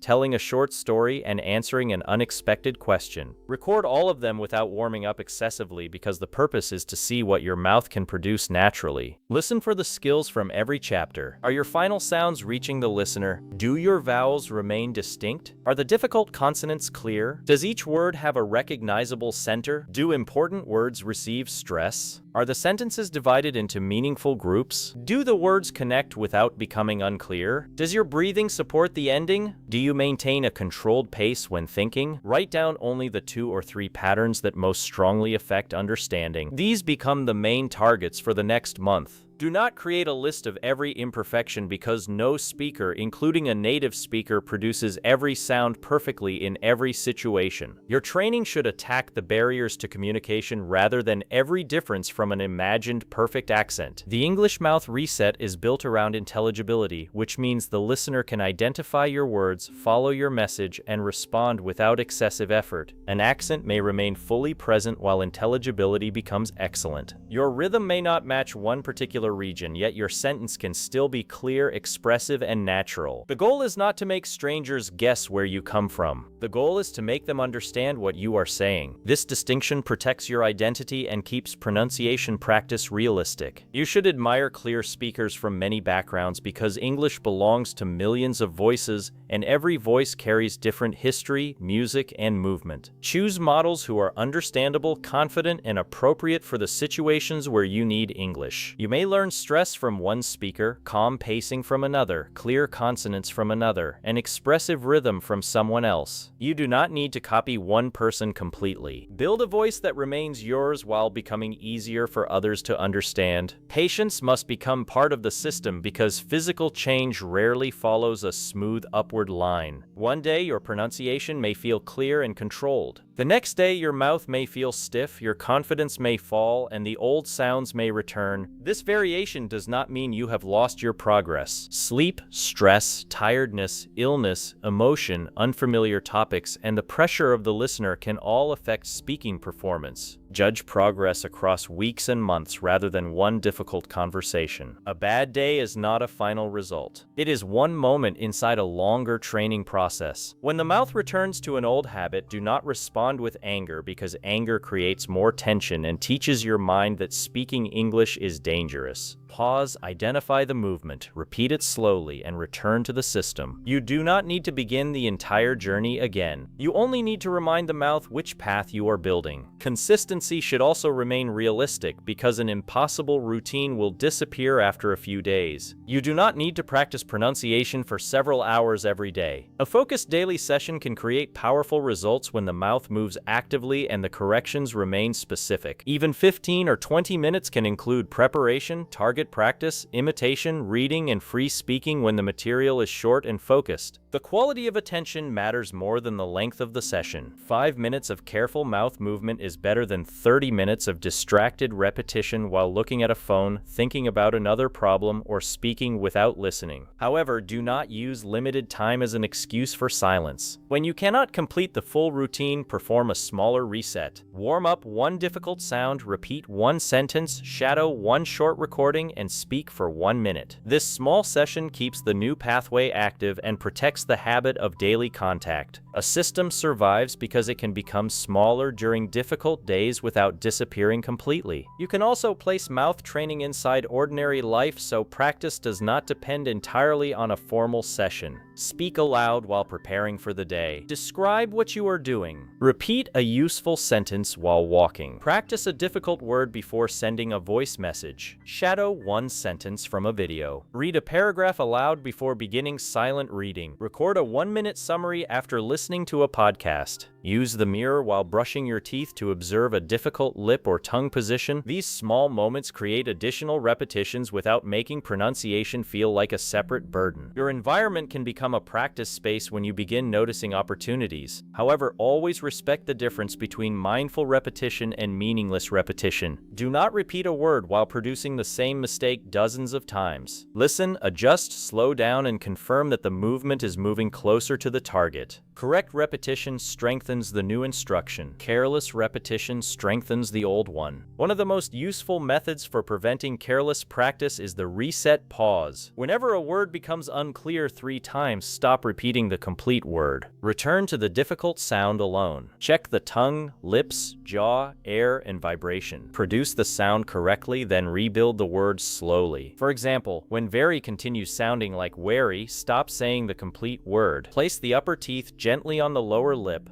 Create the V sound with vibration, add the vowel slowly, and rebuild very. Then use it inside very clear, followed by your explanation was very clear. This pause prevents frustration from turning into faster and less accurate repetition. Your emotional state during practice matters because shame narrows attention and makes the body tense. Speak to yourself as a coach rather than an enemy. Instead of saying, "I always pronounce this badly," say, "My mouth is still learning this movement." Instead of saying, "Nobody understands my English," say, "I need to make this sound clearer." Instead of saying, "I cannot pronounce this word," say, "I cannot pronounce it automatically yet." The word "yet" protects possibility without denying the current difficulty. Your self-talk should remain honest but useful. False praise cannot replace practice, but constant insult destroys the patience required for practice. A skilled coach identifies the mistake, gives a specific instruction, repeats the movement, and recognizes improvement. Become that coach for your own mouth. You should also expect a silent period between improvement in practice and improvement in conversation. A sound may become clear during isolated exercises before it appears in reading. It may become clear during reading before it survives in memorized sentences. It may survive in memorized sentences before appearing in spontaneous speaking. It may appear in calm conversation before remaining stable during an interview, presentation, or emotional discussion. This progression is natural because every stage adds more pressure. Do not demand that a new sound jump immediately from isolation into your most difficult speaking situation. Build the bridge gradually. First, create accuracy without pressure. Then add words. Then add sentences. Then add memory. Then add original meaning. Then add another listener. Then add time pressure. Then add emotion. Each stage teaches the mouth to preserve the new movement under a stronger challenge. When the sound disappears at one stage, return briefly to the previous level, rebuild control, and attempt the challenge again. This is not moving backward because it is strengthening the foundation. The same principle applies to complete presentations or interview answers. Do not practice only by silently reading the text. Mark the stress and thought groups. Train difficult transitions. Build long sentences backward. Record individual sections. Deliver the complete answer slowly. Repeat it at a natural pace. Then ask someone to interrupt with a question so your mouth learns to recover from an unexpected change. Real speaking rarely follows a perfect script, and your automatic skills must remain available when the planned route changes. Improvisation can be trained through variation.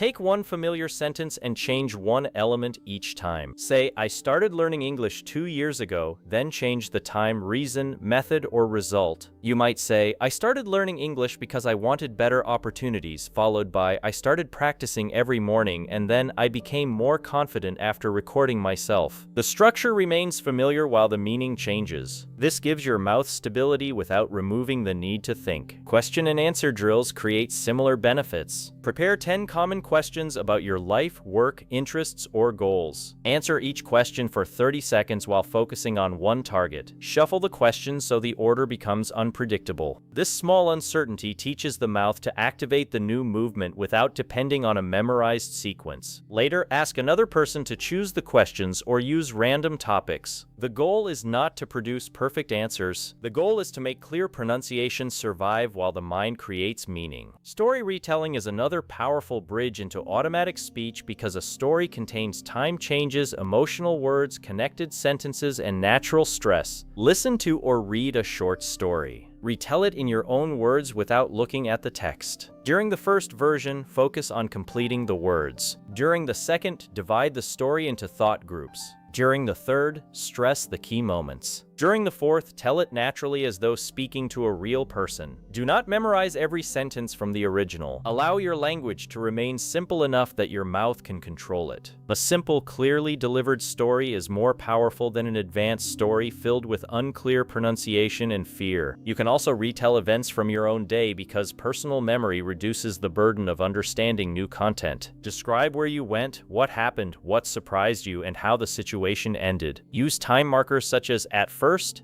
after that, a few minutes later, because of this, and in the end, practicing them as connected chunks. The more often you tell complete stories, the more your mouth learns to carry clear sounds across several sentences rather than only one controlled line. Your listening practice should also evolve because learners often listen for vocabulary and meaning while ignoring the physical information that could improve speaking. Choose one listening target before playing any recording. During one session, listen only for final consonants. During another, notice word stress. During another, identify reductions and connections. During another, follow the speaker's thought groups and breathing. This focused listening trains the ear to notice patterns that were previously invisible. Once you hear a pattern clearly, copy one example immediately. Listening and speaking should become connected activities rather than separate subjects. Whenever a phrase catches your attention, pause, repeat, record, and use it in a personal sentence. This turns passive input into physical learning. Do not collect hundreds of phrases you never use. Choose fewer expressions and carry them into real speech. One phrase used naturally several times becomes part of your speaking system. 100 phrases saved in a notebook may remain only visual knowledge. The mouth reset happens through use. Your daily environment should also include clear feedback, but feedback must come from appropriate sources because not every correction deserves equal importance. A listener may comment on your accent even when your words are completely understandable, while another person may identify a specific sound that regularly causes confusion. Prioritize feedback connected to communication. Ask which word was unclear, what they thought they heard, and which part required repetition. This information reveals the sound contrast that failed. When someone says your entire accent is difficult without giving a specific example, the feedback may be too vague to guide practice. Do not allow vague criticism to destroy your confidence. Request a sentence, word, or pattern. Specific feedback creates action. General judgment creates fear. Language teachers, pronunciation coaches, trusted fluent speakers,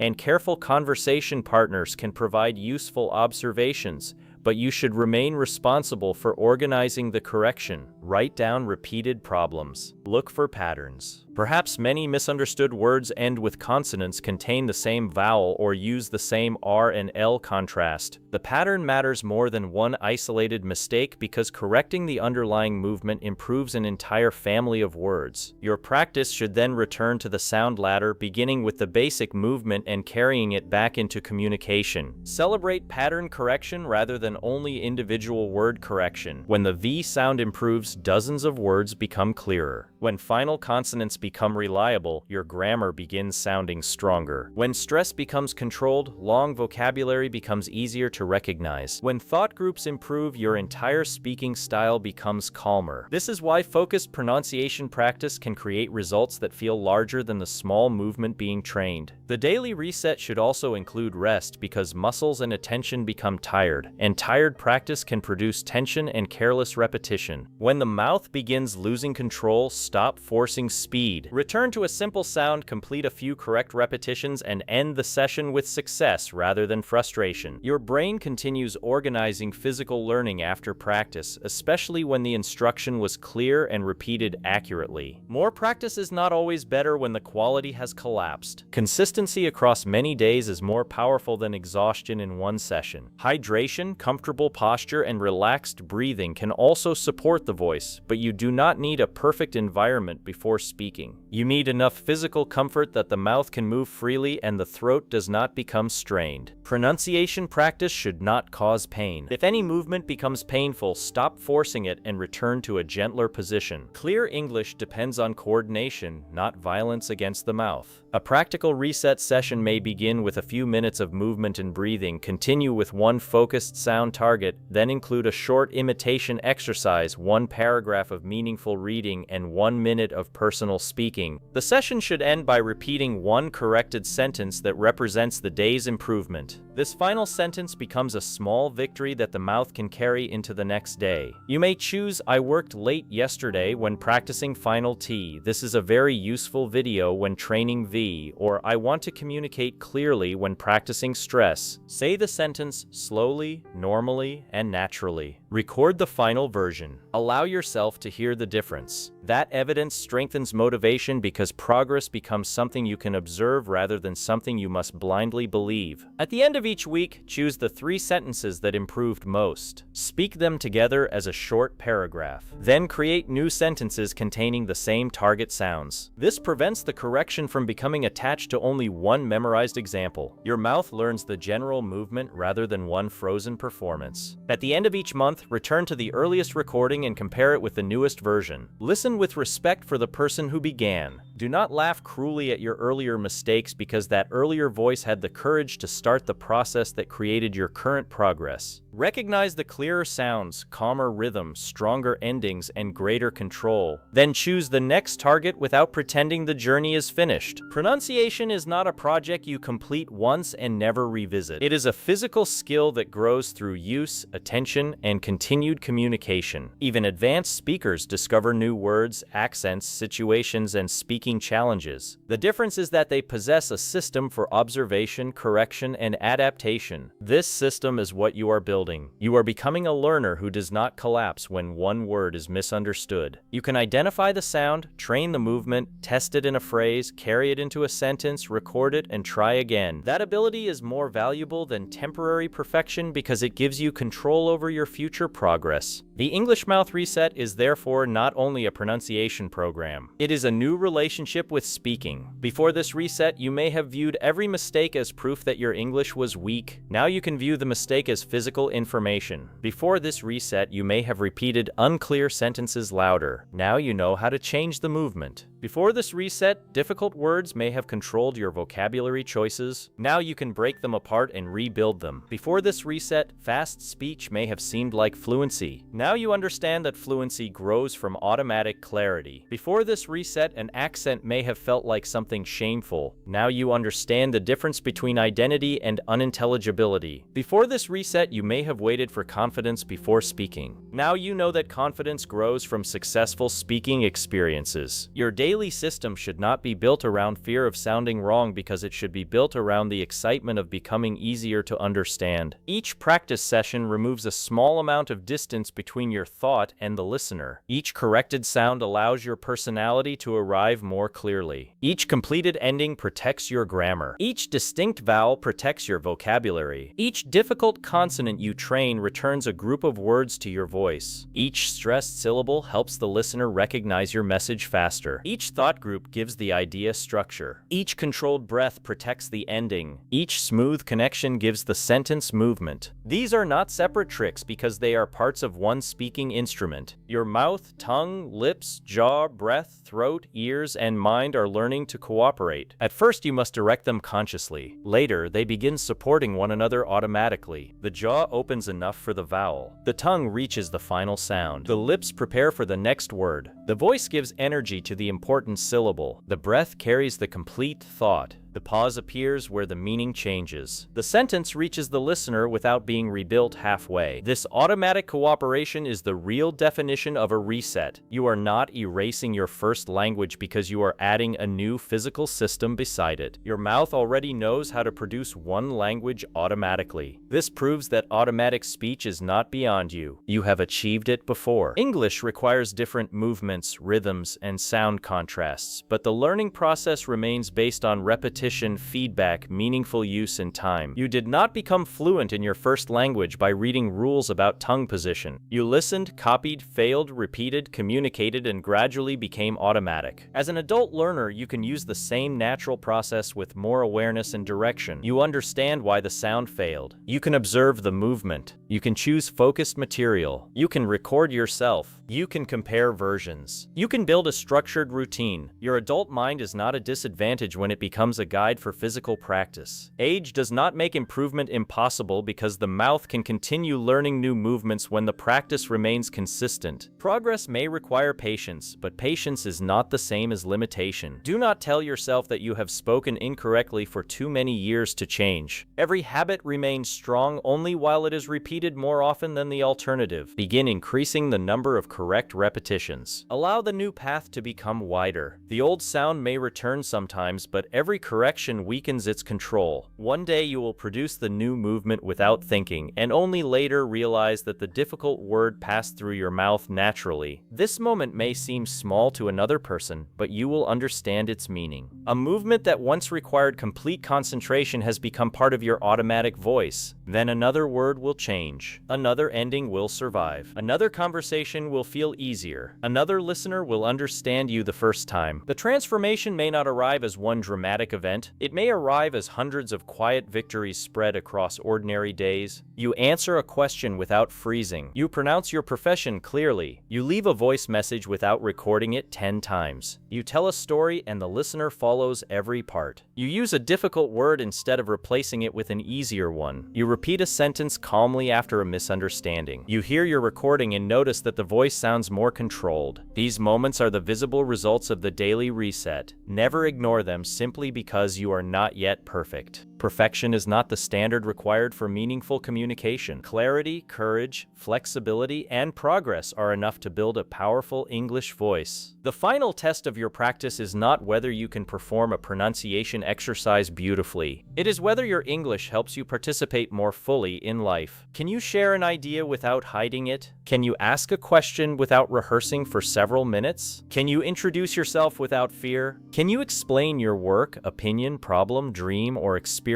in a way another person can follow? Can you continue after making a mistake? Can you remain present with the listener instead of watching your own mouth with anxiety? These are the goals that make pronunciation training valuable. Your mouth is not being trained for a classroom alone. It is being trained for interviews, friendships, travel, education, work, business, creativity, teaching, leadership, and every future moment where your voice deserves to be understood. Build the routine around that future. When repetition feels boring, remember the conversation you want to enter. When a sound feels impossible, remember the idea you want to express. When progress feels slow, remember that automatic habits are being rebuilt beneath the surface. When you feel ashamed of your accent, remember that your voice carries more than pronunciation. It carries your experiences, intelligence, humor, values, questions, and dreams. The purpose of the reset is to allow those things to reach people without being hidden behind unclear sounds. Begin every session with patience. Choose one movement. Listen carefully. Produce it slowly. Carry it into words. Protect it inside sentences. Use it inside a meaningful message. Record the result. Correct one weakness. Repeat the message. Take the skill into a real conversation, then return the next day and continue. This process may appear simple, but simplicity repeated consistently becomes transformation. Do not keep searching for one magical technique that will repair years of speaking habits overnight. The magic is hidden inside focused repetition that looks ordinary from the outside. One sound, one sentence, one recording, one correction, one conversation, one day after another. The learner who follows this path becomes clearer not because every session feels exciting, but because the mouth receives the same strong instruction until it can no longer forget it under pressure. Your daily reset is a promise that the English inside your mind will no longer remain trapped behind movements your mouth has never examined. It is a promise that you will stop insulting your intelligence for a physical skill that simply needs training. It is a promise that you will no longer hide every time someone asks you to repeat. It is a promise that you will observe, adjust, and continue. Some days will feel powerful. Some days will feel difficult. Some sounds will improve quickly. Others will demand months of patience. Some listeners will understand you easily. Others may need repetition because they are unfamiliar with your accent, distracted, or listening in a noisy environment. Do not place the entire value of your English inside one person's reaction. Use repeated patterns of feedback, not one moment, to guide your judgment. Remain willing to improve without becoming ashamed of the voice you currently have. Respect the present voice while training the future voice. You do not need to hate the old version of yourself to become clearer. That version carried you through every conversation you have already survived. Now you are giving it better tools. The English Mouth Reset ends as a book, but it must begin as a daily practice. The pages cannot move your lips. The explanations cannot place your tongue. The examples cannot breathe for you. Only your own repetition can convert knowledge into sound. Close the book when the chapter ends, but do not close your mouth. Say the difficult word. Record the sentence. Tell the story. Ask the question. Enter the conversation. Let the sound feel imperfect and continue shaping it. Your English will not become clearer because you waited for confidence. Your confidence will become stronger because you repeatedly created clearer English. There will come a time when you no longer introduce yourself as someone who cannot pronounce English properly. You will simply speak. Your attention will move toward the idea, the person, and the purpose of the conversation. The mouth will perform movements that once required complete concentration. The final sounds will arrive. The vowels will remain distinct. The difficult consonants will hold their positions. The stress will guide the listener. The words will connect. The breath will support the message. The pauses will carry meaning. The listener will respond to your thought instead of struggling with your pronunciation. That moment will not be an accident. It will be the result of every quiet practice session nobody saw, every sentence you recorded, every mistake you corrected without anger, every difficult sound you repeated patiently, and every conversation you entered despite fear. You are not resetting your mouth because your voice is unworthy. You are resetting it because your message deserves a clearer path. You are not training to become another person. You are training so the person you already are can finally be heard without unnecessary barriers. Your English knowledge has been growing for years. Your mind has collected words, grammar, expressions, and ideas. Now your mouth is learning to release them with control. Give it time. Give it movement. Give it repetition. Give it real communication. Do not demand immediate perfection, but never return to permanent silence. Speak carefully when necessary. Speak slowly when clarity requires it. Speak again when the first attempt fails. Speak freely when the new habits begin taking control. Let every day contain at least one moment where English leaves your mind and enters the world through your voice. That single daily act protects the bridge you are building. Your mouth does not need one heroic practice session. It needs a relationship with English that continues. A relationship built through listening, movement, correction, patience, curiosity, and courage. This is how the reset becomes permanent. This is how clear sounds become automatic. This is how practice becomes fluency. This is how fear becomes experience. This is how the English hidden inside your mind becomes the English people can finally hear, recognize, understand, and remember. Your mouth has followed the old instructions for long enough.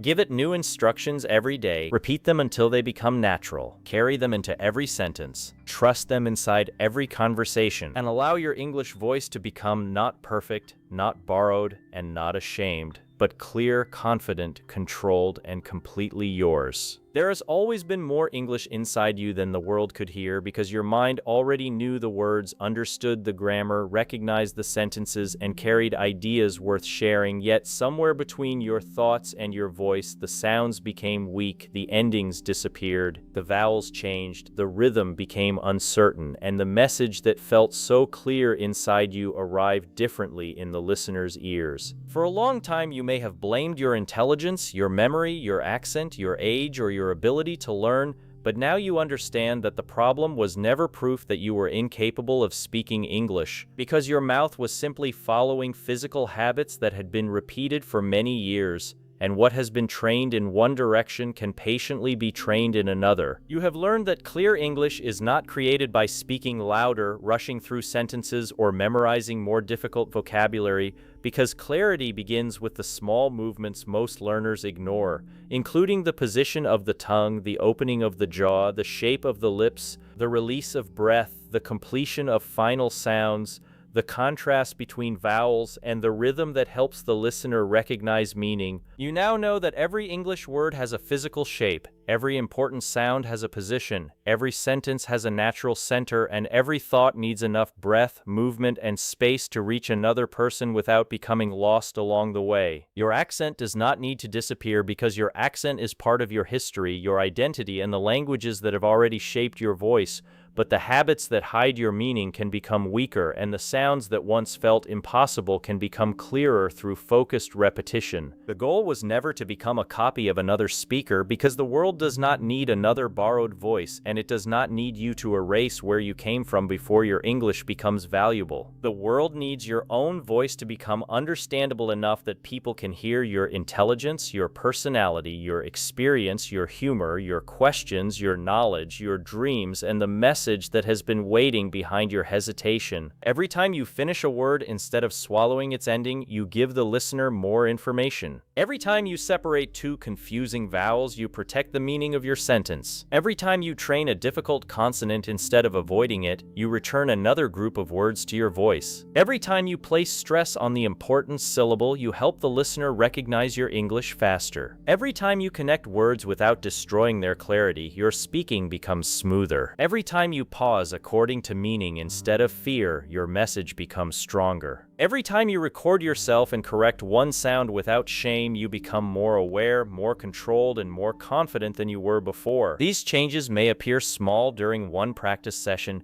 but small movements repeated consistently create enormous transformation, because fluency is not usually born in one dramatic moment, and it grows quietly through ordinary days when nobody is watching. It grows when you repeat the difficult word one more time. It grows when you choose to speak instead of remaining silent. It grows when someone asks you to repeat and you calmly change the movement rather than losing confidence. It grows when you recognize an old mistake, repair it, and continue the conversation. It grows when your mouth begins producing a sound automatically that once demanded your full concentration. One day you will speak a sentence and notice that the listener understood you immediately, but the real victory will not only be that they understood the words, because the greater victory will be that you remained present in the conversation without fear controlling every movement. You will notice that your attention is no longer trapped inside your mouth, checking every sound and waiting for embarrassment, because your attention will finally move toward the person, the idea, the story, and the purpose of speaking. That is the moment pronunciation training becomes freedom. You are not training your mouth only to produce correct sounds, because you are training it to stop standing between you and the life you want to participate in. You are training for the interview where your experience deserves to be understood. You are training for the classroom where your question deserves to be heard. You are training for the workplace where your ideas deserve attention. You are training for the friendship where your personality deserves to appear. You are training for the journey, meeting, presentation, recording, business opportunity, and unexpected conversation where silence should no longer make the decision for you. Do not wait until your pronunciation becomes perfect before allowing yourself to speak,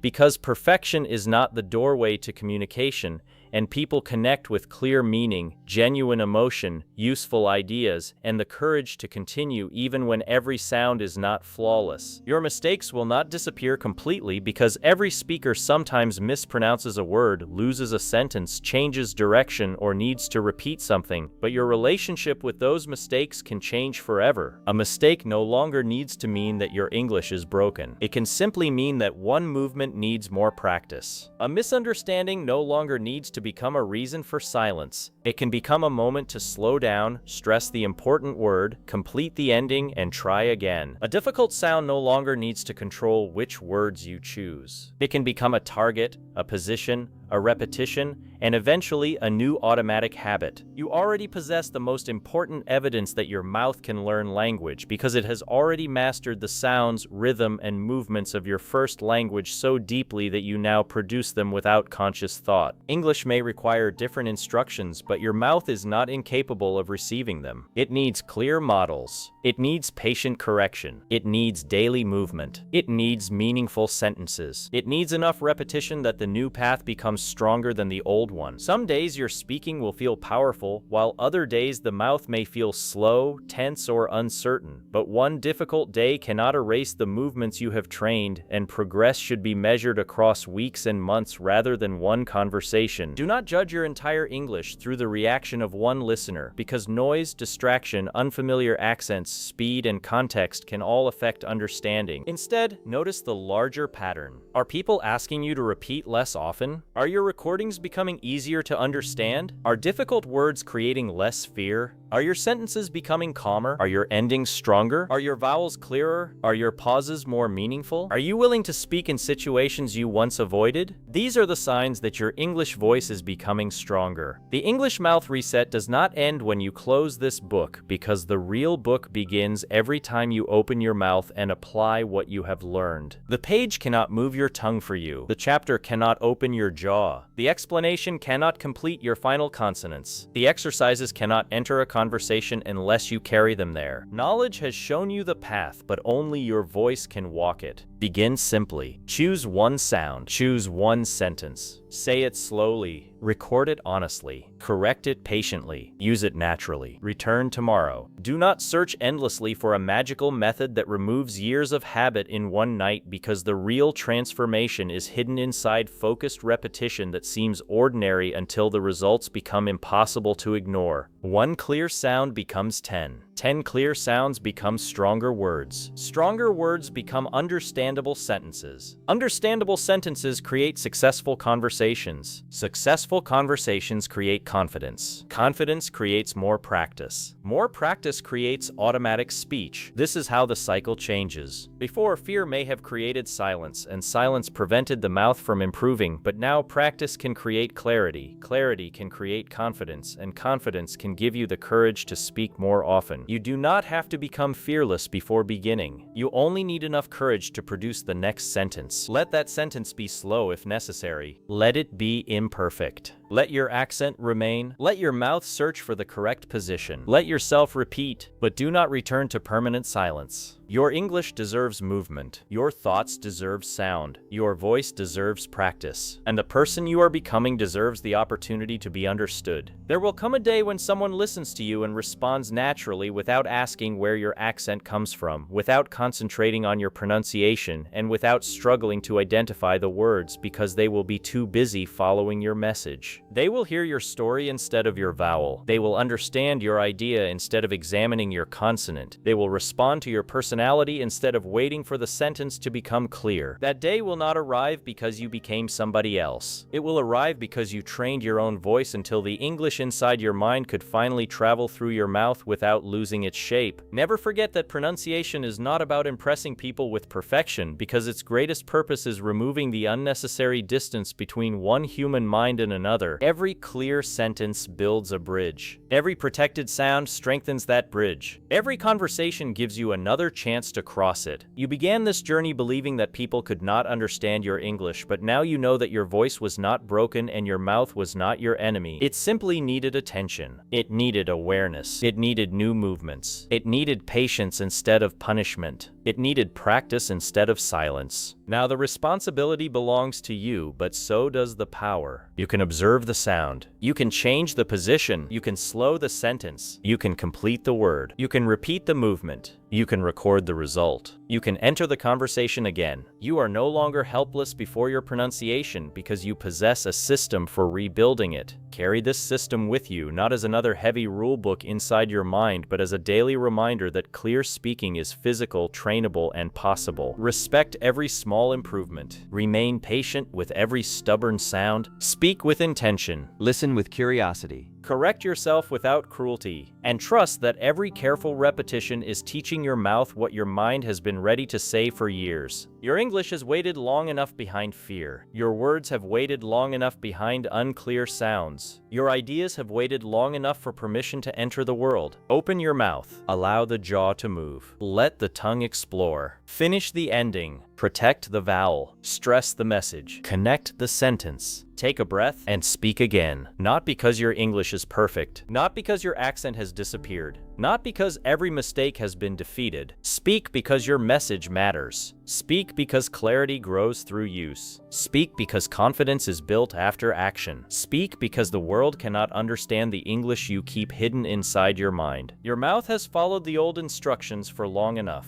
Give it new instructions. Repeat them until they become natural. Carry them into every conversation. And let the world finally hear the clear, confident, powerful English voice that has been living inside you all along.